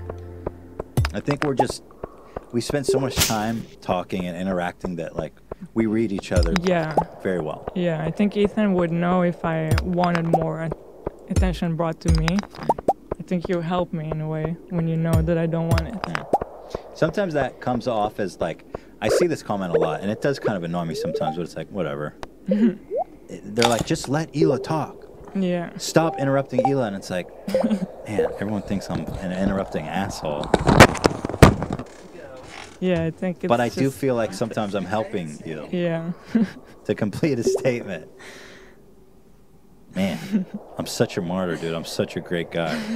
I take the brunt of all. I take it all just for you, Hila. Kidding. Oh, Elan's he's so arrogant. Give me a fucking break. Everyone knows by now that Elon Musk is my dream podcast guest.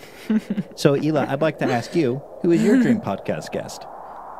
I saw that question and You had some time to think about that? I knew, that one was coming. I didn't see all the other questions. I had no idea.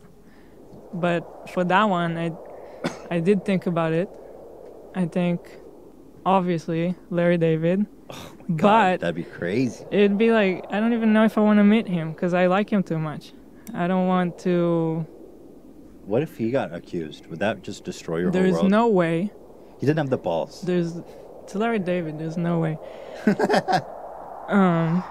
Larry, don't fuck up Hila's trust in you, man. I'll bet you, like, my whole money that he's never done anything like that. Wait, hold on. That's my money. Who you betting? No, that bet's off the table. Larry David, and I thought about someone, Louis Theroux. Love Louis Theroux.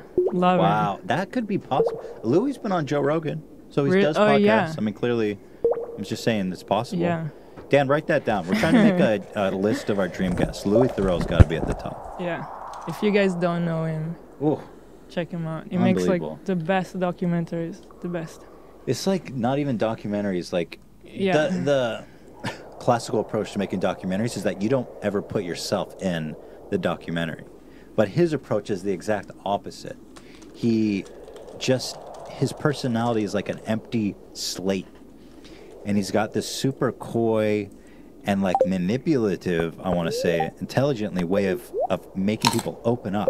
Mm-hmm. And the most things that they would never ever talk, like they're in therapy with this guy on camera. And he just it's just so natural. It just happens. Yeah, it's incredible. We've watched everything he's made. Can't recommend it enough. I'm ready to rewatch it all. Louis, get your ass on the show. Louis. Oh wait, what would you ask? Louis C.K. See, I don't know. Like, same with Larry David and him. I'm not sure that. You just want to hang out with him? It's kind of scary to meet someone that you really like because At least I don't want to ruin it. Like, for example, I really like Stranger Things, and I know that Finn, one of the actors, he knows us and he follows us, but we never met him, and I kind of don't want to because I love the show and I don't want to ruin that image that I have in my mind. Have we ever met somebody that we really love, like like on that level?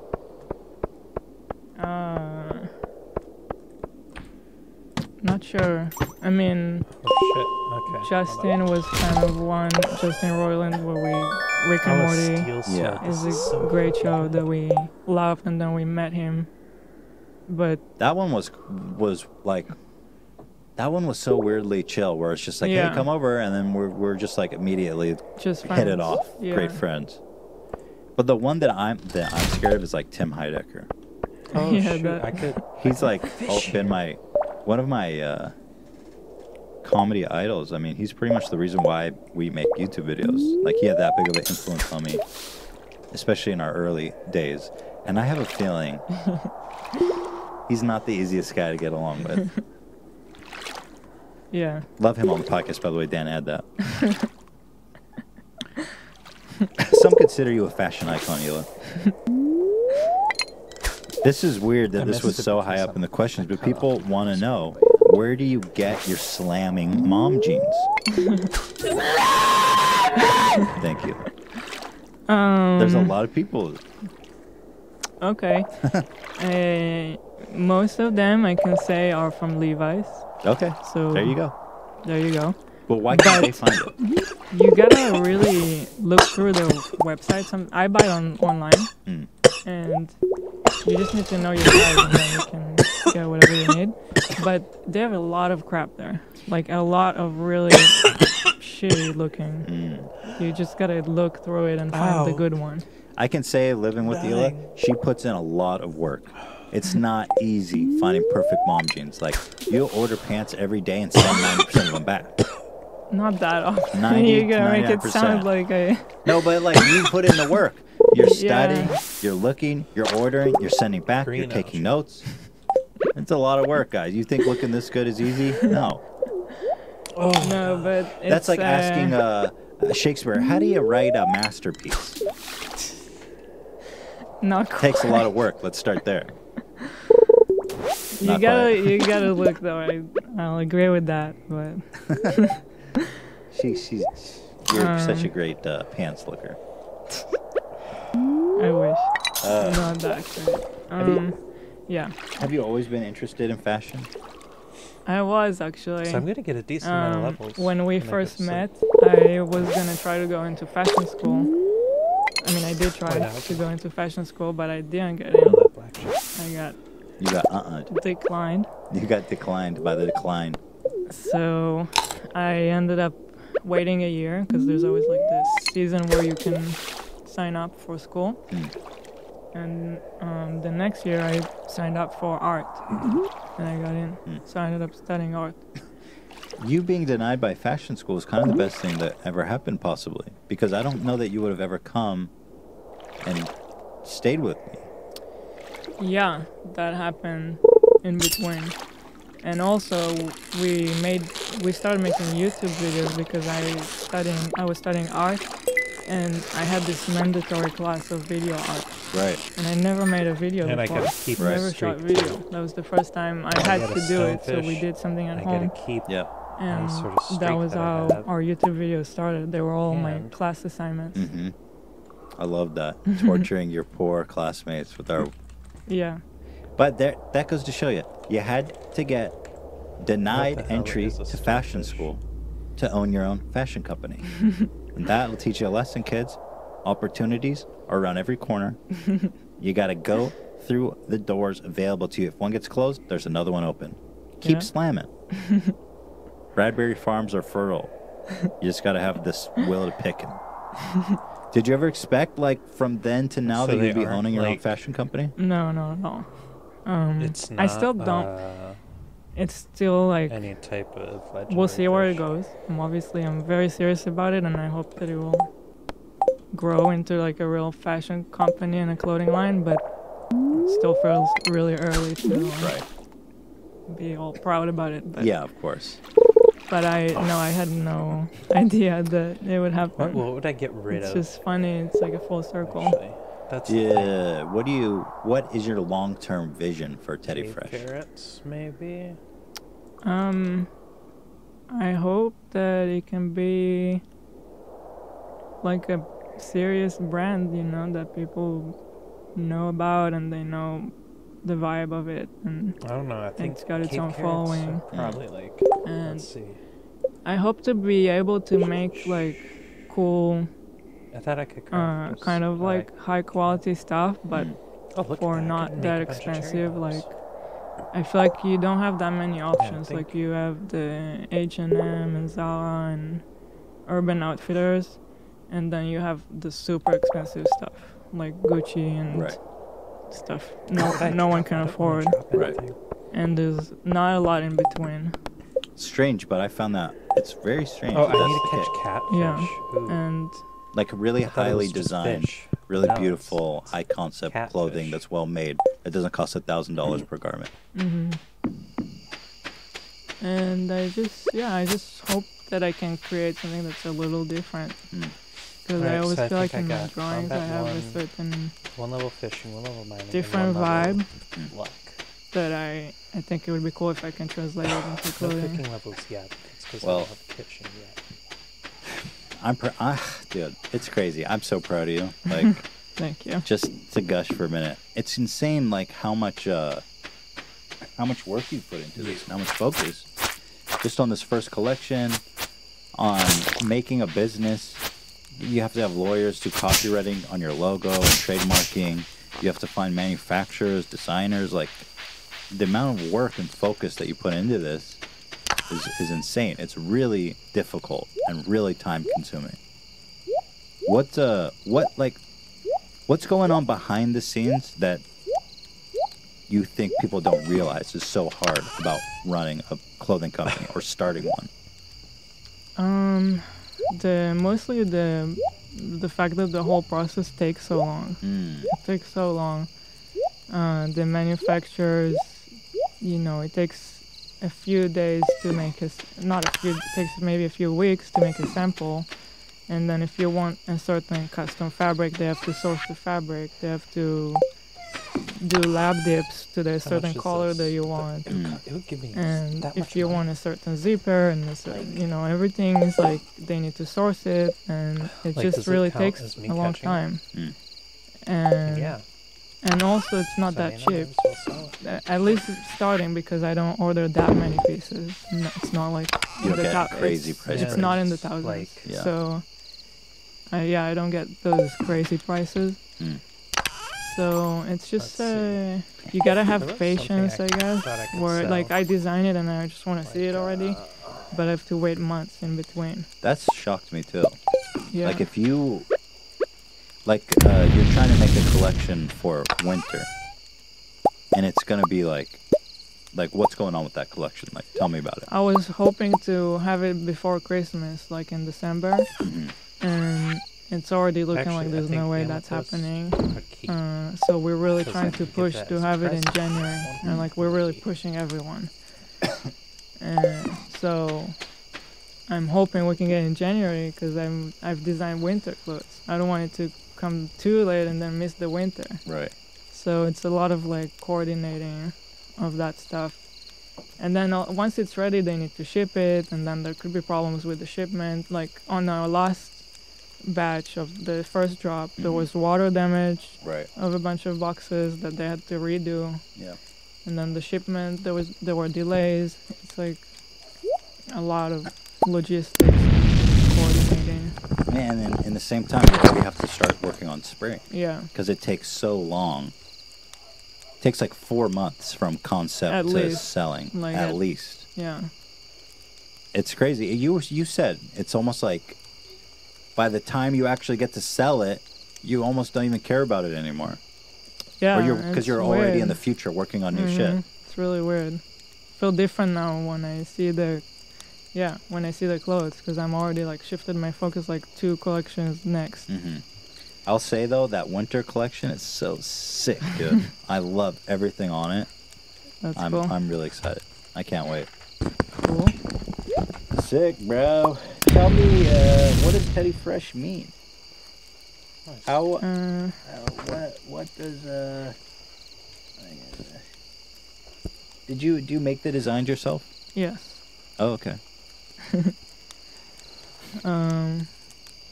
I like to draw it by hand. I don't know Illustrator very well. I'm more of a Photoshop person. But I don't like drawing digitally. I just like the paper and markers and pens. I love your sketches. I hope we can share those someday. Oh yeah, We should do didn't that. bring it. So I like to actually draw the clothes, and that's how I design it. Very cool. But certainly someday you're gonna need design. You want to go into a big brand. Yeah. Hopefully I can understand myself what's the concept of this brand so that I can explain it to other people and we can collaborate. Right. That's cool. I guess eventually you would just be kind of the taste. You'd be the judge at the top who says, this represents my Yeah. taste. But it's awesome that you're in the trenches doing all that shit now so that you understand how the company works. Yeah. Eventually when you're not doing all the designs by hand. You asked what's the Teddy Fresh? What does Teddy Fresh mean? I just wanted something like I like to do stuff that's like a little childish, but also not. Like the contrast of like, I don't know, it's a little teddy bear. And we actually thought about the name together. Mm-hmm. I made all kinds of sketches for the teddy bear. That's actually the shirt, the shirt that has all the Teds all over it. Oh, was that all the... Those were all my attempts at making the logo. That's awesome. And I ended up drawing this one, and you liked it too. Yeah, it's great. I love the logo so much. At first, we weren't really sure on the name, but it really, it settled. Mm-hmm. I like it. I like it for sure. Steady Fresh, dude. Forget about it. But I always see you looking at, kids' clothing as, your big inspiration. Yeah, I love it. You guys should look at kids' clothing. That shit is insane. They get such cool stuff. And then if you want to find it for adults, you only find it like Gucci. And it's It doesn't $1,600. exist. Yeah. Yeah. I don't know how are these kids getting a pass? You have this insanely designed, beautifully made jacket that only 3-year-olds can wear, or 5-year-olds, and it's $50. How do they do that? I guess it's not a lot of material, but still the design is really high level. I guess it's just not that common for adults to be interested in it, so it becomes niche. That's the thing. The designers, they feel like they have this license to be creative and wild, because it's a kid. He's playful, right? Mm-hmm. But it's actually amazing clothing, and I feel like that design eye is just gone in adults. But it's like you said, in Gucci, that's where you see it. Mm-hmm. So it's let's bring it back. I guess that's your thesis of Teddy Fresh. Kind of. Yeah. Cool. I like. I've always liked contrast. Take something childish and mix it with something that's not, or things like that. When I did art too. I was gonna say, you have a really wonderful, colorful, unique art style that a lot of people are really appreciative of. I feel like. Who are your inspirations in art? Where do you think you got that style from? That taste? People always ask me that. I don't really have artists that I really follow or that inspire me that much. There's some that I like, but I'm not an avid follower of anyone. Let's go to bed. I think you told me the other day we were walking through the museum in San Diego, art, and you said art is dead. Yeah. What did you mean? The whole experience of walking into a museum, it's so sterile, and you have to be quiet, and you have to be you have to look at a painting that doesn't mean anything, and you have to be like, oh, I get it. Right. When you don't. Mm-hmm. And it costs millions, and you have no idea why. Of stuff fishing now. And I just pretty decent. don't get the whole. I think it's so level 3 luck. old. Was it at one we can point craft a interesting? sturdy What ring. happened to art? It was, And yeah. We can craft It always a changes. staircase. And there was the realistic kind of drawing that was huge, and then there was, back. Yeah. In the day. Yeah. and then there was 2.1K. modern art that kind of took it and completely broke it. Mm-hmm. There were a lot of steps in between. I Sure. don't know what he was But like. I think when Jackson Pollock happened, that started that whole Space recipe. abstract. Which was more of a commentary on the art that it preceded. Yeah. Nice. And at the time it was valid commentary. Yeah. But I feel like today it kind of created a lot of lazy art that is just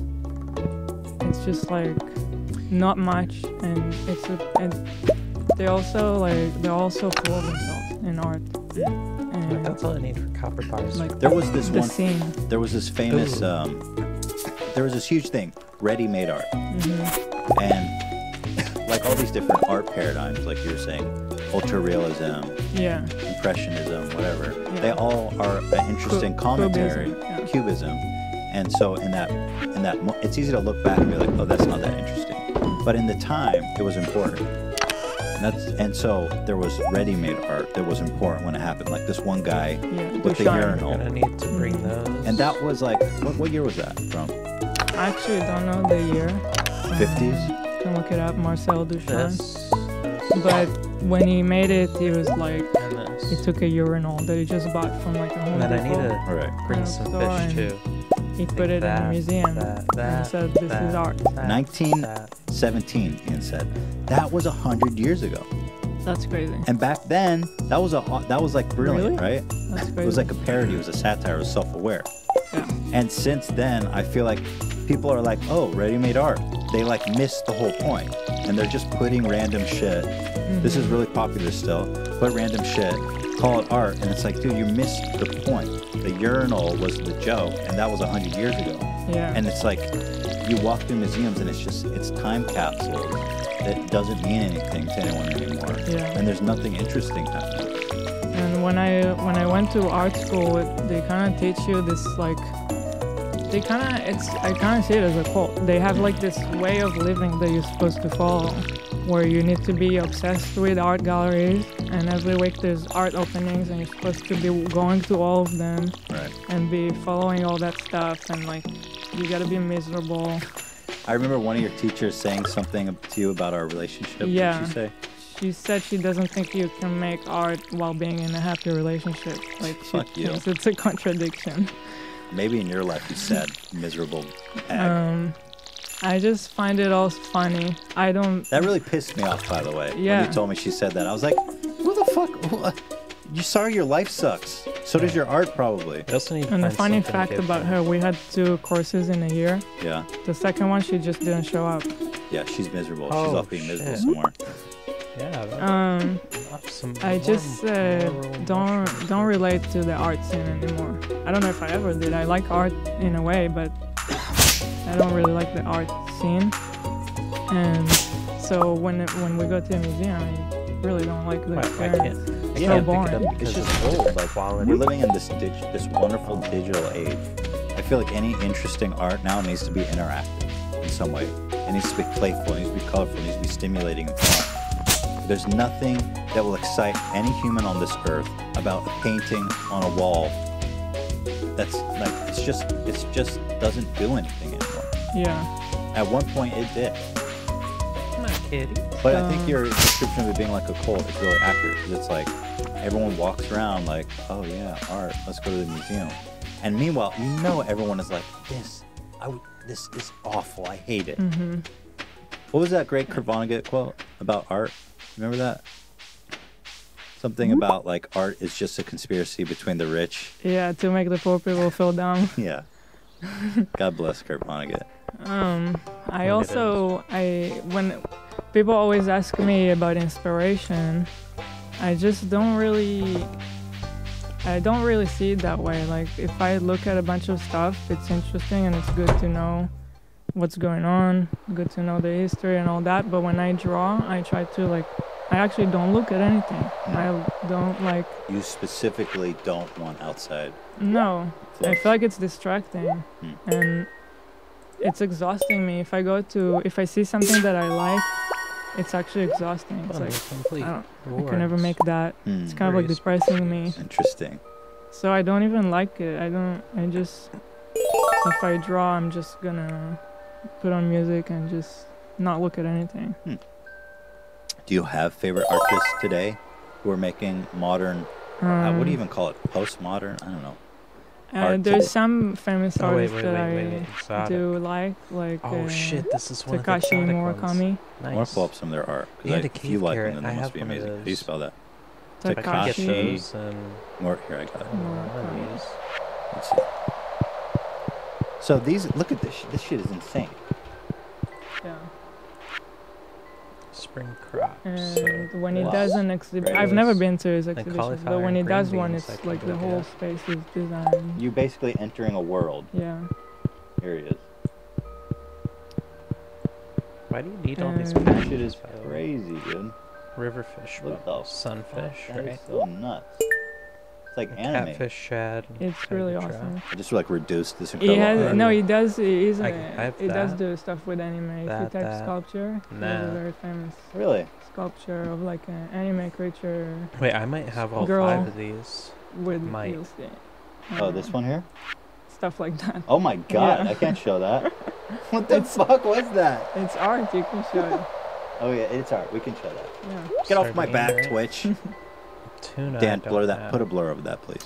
And another one is But can I just describe it? It's Goku with a lasso jerking off a massive erection. So, but Dan, for real, blur that. I know it's art, so get off my back, YouTube and Twitch. But Dan, just to be safe, because I respect them and our audience, blur that. Another one Don't is have any of Yayoi Kusama. Green. Kusama, isn't that mean like? Kusamek? Yeah, it means like vagina in Hebrew. No, it's like it's a curse, not vagina. Oh, kus is vagina. What the fuck? I know Hebrew. I know all the good words. What's their name? Y-A-Y. Y-A-Y. Is that There, it? the first one. Oh shit! Yeah, this lady's nuts. Look at this installation. Well, hopefully Like this Louis is art. gets Like you walk fucking into a fish. museum that looks like this, you're like, oh, all right, man. I'm experiencing something. That outfit, by the way. So I like them. Okay, I see why. No, I definitely see why. I don't. Look at this lady. She's crazy. What even is this? Look at this. This is like an installation with mirrors and Yeah. like Infinity glowing mirrors. pumpkins or something. Yeah. Wow. Cool. I can definitely see what. Don't worry, I'll wait. What you see I know in it's your this. birthday, so Oh, this is. I'm They're cool. both very famous by now, very established artists. Look at this. Another infinity mirror. So is this an installation? Yeah. Cool. Nice. I don't. Good I don't taste. understand. Good taste. Um, No. we're going what's your in favorite video we've made house. on H3 and on Ethan and Hila? Or do you have one in particular that you really love?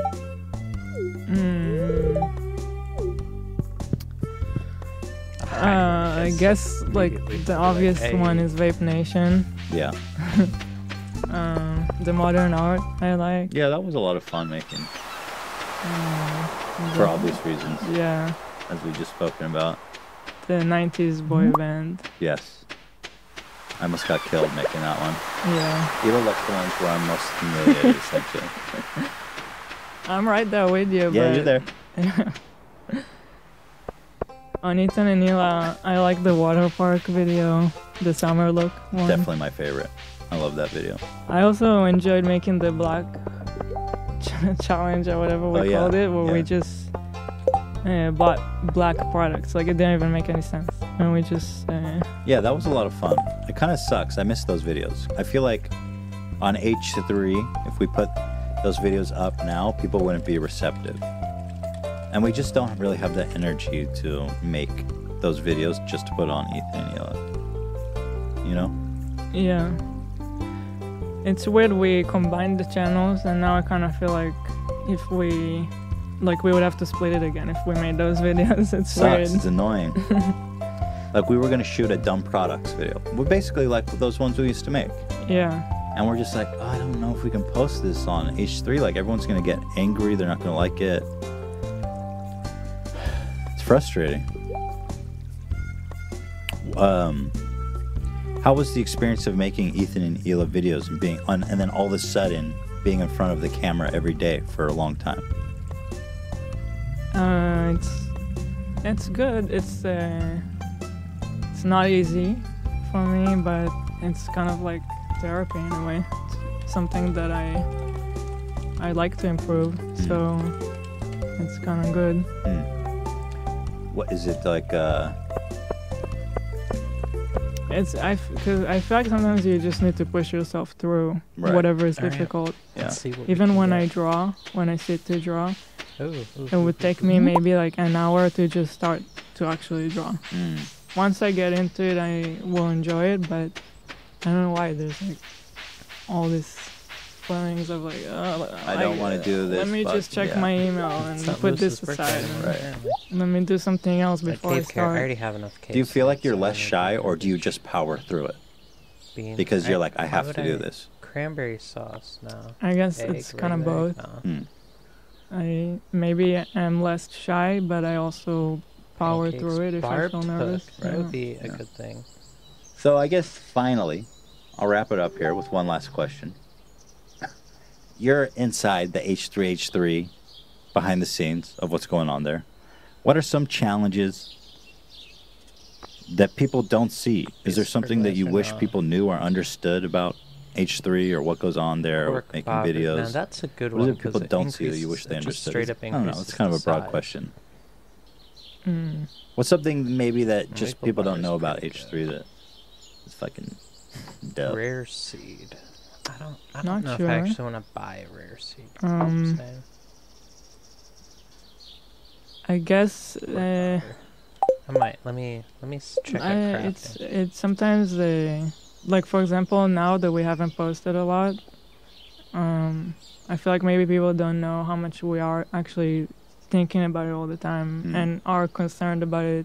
No, but I don't. Maybe they definitely think don't want that. we're just like, oh, let's just go hang out at the pool and not post anything for 2 weeks. Spinners. But we're gonna be actually like good stressed to about the buy. fact that we're not posting Yeah. for 2 weeks. And meanwhile, working on And other it's shit. not- Pork bobber, though. I It's think not that's a because good of our decision buy. not to post. It's sometimes just it becomes sometimes difficult to make videos, and you do it for so long, I and need to you go start buy changing, the and super then maybe you need to rad, change the though, content probably or not. costs a lot.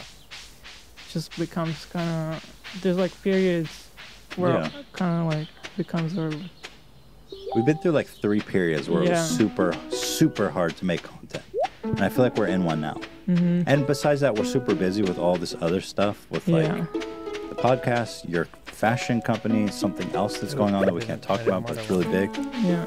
And so I don't know. Yeah, it's hard to know if it's all that stuff, or if we're just in a phase. It's tough, man. It's hard. And I also simultaneously feel like we're I don't betraying need those anymore. in a way our fans who really do want. Like when we walk outside and people are super nice and say how they love our videos and stuff. And it's like, man, I want to make videos for those guys. But it's sometimes it's so hard. I don't know why. Yeah. Yeah, I can sell Fuck me, dude. this fish. We're out. In other words, we're out here. We're trying. Just be patient with us. All right, well, Hila, I love you. I appreciate you. Thank you for muscling through that. I know it's not easy for you. Thank you. It must have been very challenging. And by the way, it's almost been 2 hours. Really? 2 hours your Wow. ass has been talking about shit. That's crazy. That's pretty. So I give it up. I tip my beanie to you. Appreciate you. Thank you for everyone watching and being interested in what I have to say. Oh man, you're the best. We don't have a guest next week, but we're working on it. I think possibly Post Malone will be here next week. Not 100% certain, so I don't want to pen that in, but we're working on that and a couple other cool guests coming up. Thanks for joining us, guys. Thanks as always for spending your day with us and coming along on this wild doof. Yeah, thanks, Hila. I really appreciate you coming and muscling through. God bless you. And listen, you guys are just great. Love you a lot. We'll see you next time. Bye, guys. Thank you. Bye.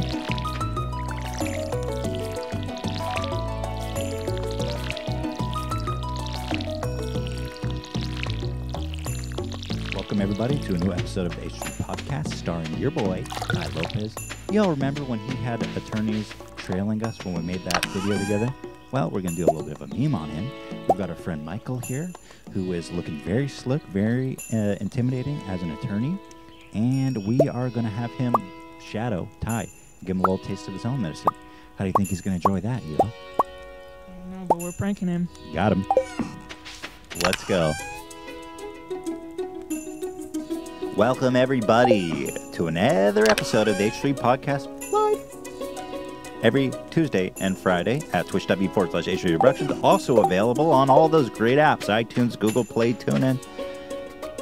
Go there, listen, download, leave a review. Papa bless. Now, we've got on deck Ty Lopez. He's here, the man, the myth, the legend. He's here in person. We also have Hila Klein, the illustrious, the beautiful, the elegant, the red What hat. up? It looks like you're making a political statement with that hat. I don't like that. It's just a red hat. Donald Trump, love him or hate him, he ruined red hats. I know. You can't wear red hats anymore. Today's episode is sponsored by Dollar Shave Club, Movement, That is MVMT Movement, The Watch Company, and Quip. More on that later. No episode this Friday, but stay tuned because next Tuesday, coming up a week from today, is Donkey, Video Game Donkey, and his girlfriend Leah. Oh my God, I love these guys. I'm so genuinely excited for that one. But one guest at a time, because I'm excited for today's guest as well, Ty Lopez. Yep. Now, before we introduce our guest today, I actually want to talk about something that just happened. iDubbbz, friend of the show, friend of ours, made a new video. He made a content cop on Catfish.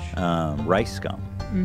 Little switcheroo, and he titled it Content Cop Jake Paul as a parody because everybody's begging him for months to make a content cop on Jake Paul, and then all of a sudden he does a little switcheroo, calls it Content Cop Jake Paul, and immediately it's like, got you, just a joke. I just didn't want to give Rice Gum the satisfaction of putting his name in the title.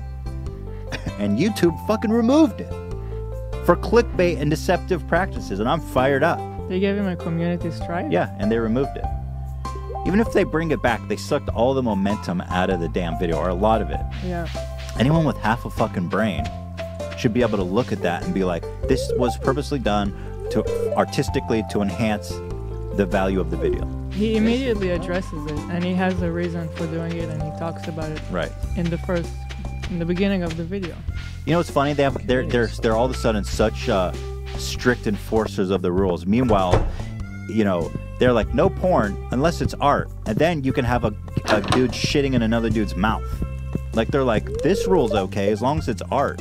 But meanwhile, when he actually attempts to make something interesting with clickbait, when everyone else on YouTube is actually genuinely clickbaiting and being promoted and paraded around by YouTube, all of a sudden he's got to be the martyr for clickbait. God, they always have this way of not getting it. It's so weird. Like, what? How can they not understand? He immediately talks about it, and he actually has a reason for titling it that way. Well, While you have Lance Stewart, raped by a demon. yeah, that literally. Is that not clickbait? I ask you now. So if you want to help, I mean, if they don't bring it back, that's going to be one of the greatest travesties of YouTube history. I think hopefully it was just some doughy-eyed buck. I don't know if that isn't relevant to what I'm talking about. Some person that, you know, sit in a room with their finger on a button is like, oh, fuck this guy in particular. Hopefully it gets reversed. If not, if you want to help, tweet Team YouTube. Tweet them. There's real people there. They're connected. They see that. Tell them, yo, help a brother out. It's interesting how they. Podcast. Yeah. The guy's been working on this video for months. Dude.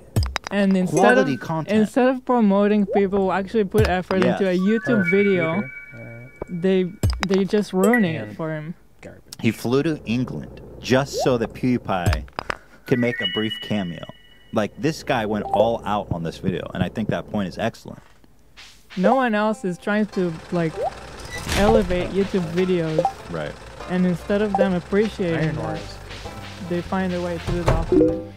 They don't even reach out and be like, hey, can you change the title? They're just like, fuck you. You suck. Anyway.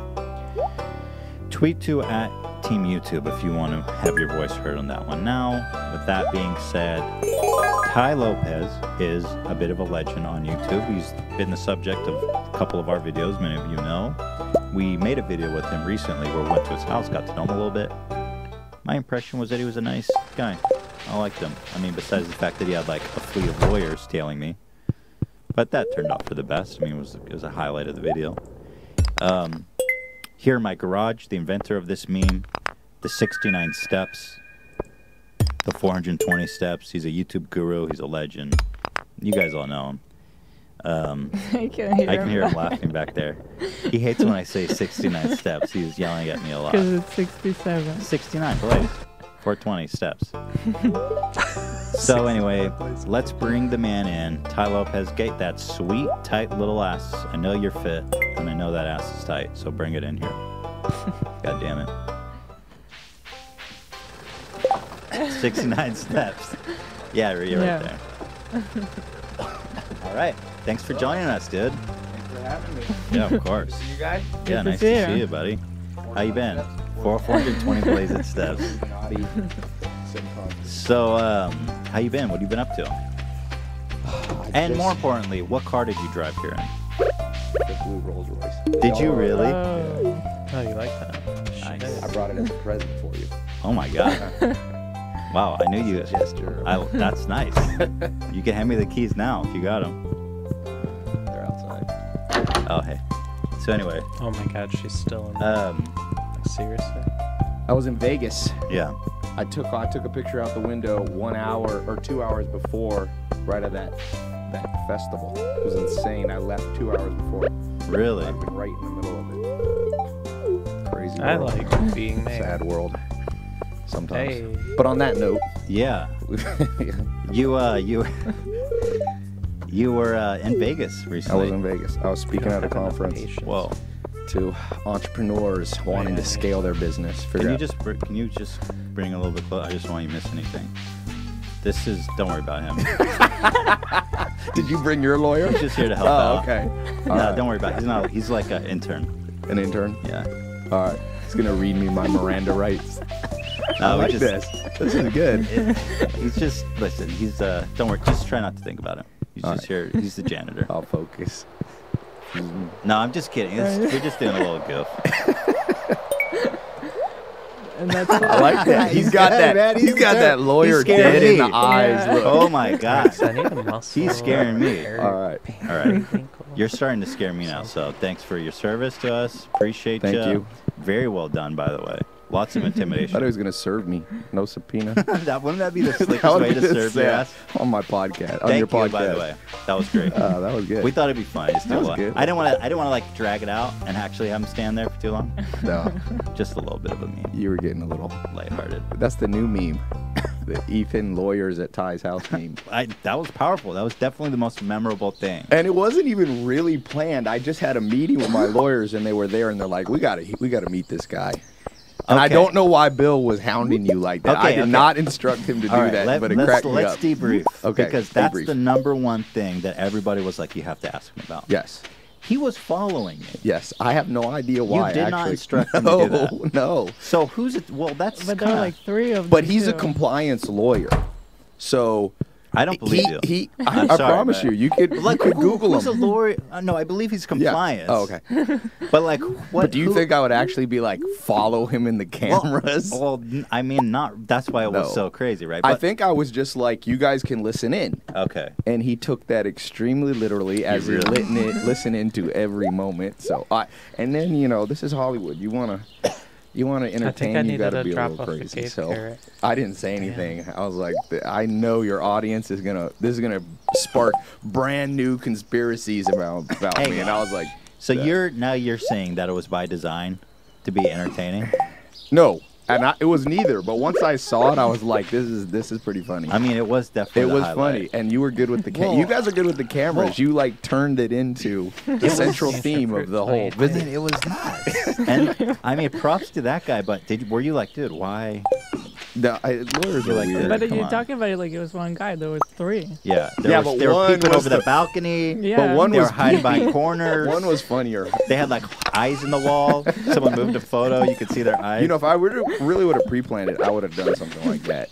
I wouldn't have let you know. Yeah, it was pretty hand-handed Yeah. the way he did it. Yeah. People like the end too. I get a lot of people being like, "Did you really throw Really? Ethan out and his wife stay?" It's That's surprising. people like pro wrestling. Oh, it's They pro- I believe guess lots of stuff. It was a bit of a pro wrestle. It was a move. bit of a pro wrestler. You can basically do something outrageous, and 50% of people will believe it.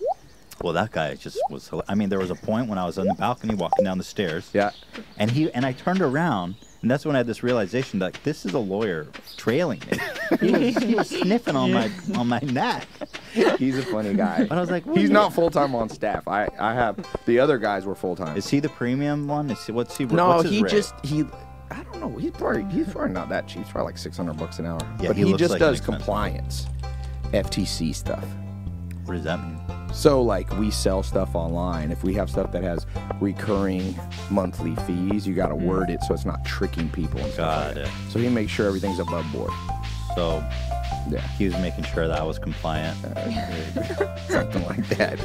That guy's such a good man. He's funny. All right, well, that But explains that. it got views. Dude, that was so memorable. Yeah.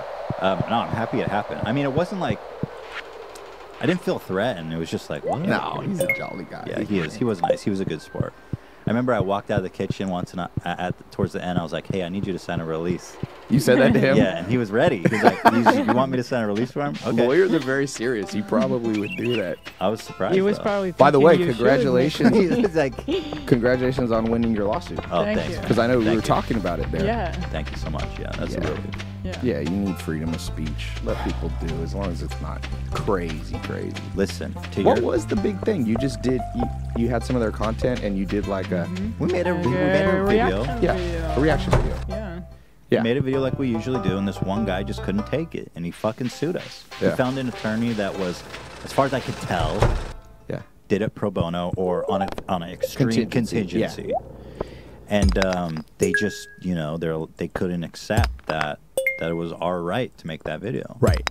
And so they rode that train all the way to Valhalla. Luckily we won, but it was a nightmare. Yeah. Don't fuck with lawyers, man. No. I was on jury duty like 2 or 3 years ago on a gang. A guy stabbed somebody in the face, and I was on the jury. Whoa. And my basic, it was a month. It was a hung jury. We Oh, were wow. in and out. Usually you're out. I was in like 28 days. My basic conclusion was, don't go to court if you don't have to. I mean, the prosecuting attorneys suck.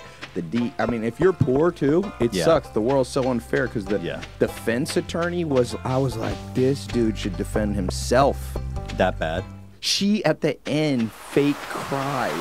The To be attorney? like, my client, and all the jurors, right when we went in the room, were like, was that a fake cry? And we're all like, yeah. What? It was Oh like my so God. bad. I was like, poor guy. Well, it cost us $250,000 to defend ourselves I know. adequately. Once we got like good, real attorneys. Ooh. Yeah. Okay. It was kind of disillusioning how need- rigged the I system need is towards 800 money. golds. How Oh, people dude, buy It's it. insane, man. I didn't grow up with money, so I never saw that side of the coin. But basically, especially in America, money Yeah. runs It's stuff. so I mean, expensive money here. is, and that's why I tell people, See, that, I that's talk a lot actually about a pretty money, good but I'm one like, too. Like money's lead more bobber important than we're seems taught. pretty It's good. not. It's almost a necessary evil in the modern world. It You know is, what I mean? for sure, yeah. Oh, 2 weeks ago, or not, Iridium last Sunday, I was at the rock. Amish. Oh, Iridium rock. You know, I could lived with the have Amish for 2.5 years when I was young. So I was two back there. different And then the things. You next have, like, weekend, I was bait and a bobber. here there for Vegas. So It I was think quite a. The spinner is Amish the still have bobber. like kind It's of like a two pure worlds. society, not money driven, not materialistic. Are they different? It's kind of Those are the guys with the beards and the I don't white know. beards. Not bibs. not Mormons. Not Mormons. The opposite Different. of Hollywood Hills.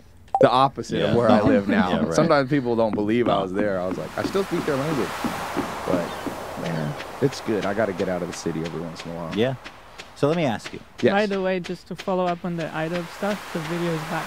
Oh, it's back? Yeah. Sorry, It's unrelated. there was some to YouTube you. drama going on. Okay. One of our friends' video got taken down, and we were all just like ranting about it. But apparently, it's back up. So, I feel like YouTube is like the congratulations. new soap opera. oh, There's drama like is the king. drama. If money rules in the real world, drama rules on Drama rule. They YouTube. need drama coins. Bitcoin. You know, if you put $100 in Bitcoin in 2010, you'd have $75 million. Yeah, I read that. How It's is that? unbelievable. I heard that. It's a nightmare. Someone asked me, My did I God. do it? I was like, no, I wish.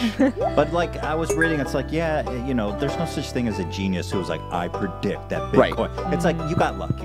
Right, for You got sure. lucky. Oh wait, there was a Anyway, reward, I let's. think. Let's break it down here. By the way, I'm doing a huge I invited 50 of the top Bitcoin crypto guys to my house tomorrow. So I'm doing a little private dinner because I'm more of a businessman and I want to learn more about ICOs and crypto. So it's going to Do you see be, a future in all that stuff? yeah. I mean, what the internet did to media, like disrupt, Sure. That's cool that you Bitcoin like and it. cryptocurrencies, Ether are going to disrupt It still sovereign seems that money currencies.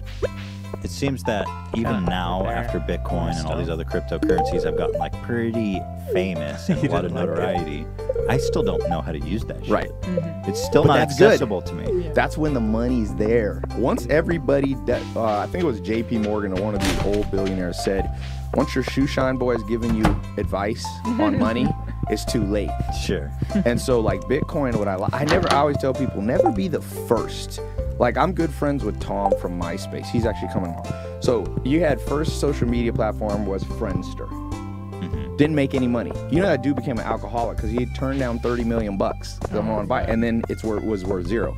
Then Tom came along, him and his buddies. They built MySpace. They sold it for $500 million. They were the second. But the third guy, Mark Zuckerberg, is one of the, almost the wealthiest guy in the world. And so with Bitcoin, it's the same wave. 2010 was probably the first wave. I always say, get in between the second and third wave. 2 or 3. Yeah, I see that. You know, let the first guy fail, become an alcoholic, and possibly end his own life. Be number 2 or 3. Guy who started Victoria's Secret.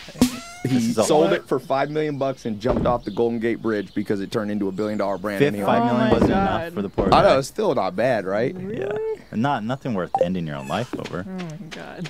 Guy's like, ooh, I don't know. No, I wouldn't. Hell no, no amount of money. Jump off a bridge. All right, let me ask you. Okay, you were the first person that I can recall that has kind of pioneered the genre of like the self-help guru or whatever you refer, motivational. I don't know how you refer to yourself, but you basically put your videos, your ads on YouTube as video pre-rolls. Yes. I mean, can you tell me the process that led you to be like, man, I think this is untapped? Like, were you the second or third, or were you the first? There was a few guys before me. I would say I was in the second wave. So you got it. So there was these guys that had six-pack abs. No, actually, I'm not sure how good their business is doing. But six-pack abs was some guys I knew doing like buy their workout plan. But I wish I could say I was smart. I would say I got lucky, and all success is like 50% skill, 50% luck. You know what I mean? You need some skill, obviously. What else did I need? 2014, I mean, I've been an entrepreneur since I was 19. I've been doing stuff, but more behind traditional business. And then in 2014, I was at this conference, and a guy's like, dude, YouTube. And YouTube was already around, but it wasn't. And I was like, I've learned, my mentor, Alan Nation, told me, Ty, never be the first or the last to try a new idea. So I was like, is someone else doing it? He's like, yeah, this guy, six-pack abs. So I said, okay. So I went to Europe in December 2014 for New Year's Eve, right before this parachute. Everywhere I go, man, when I leave, goddamn, shit, dude. Yeah. When I leave a country or a city, you want to leave with me. But I come, and in that case, you do want to be the first. You want to be the first out. That's right.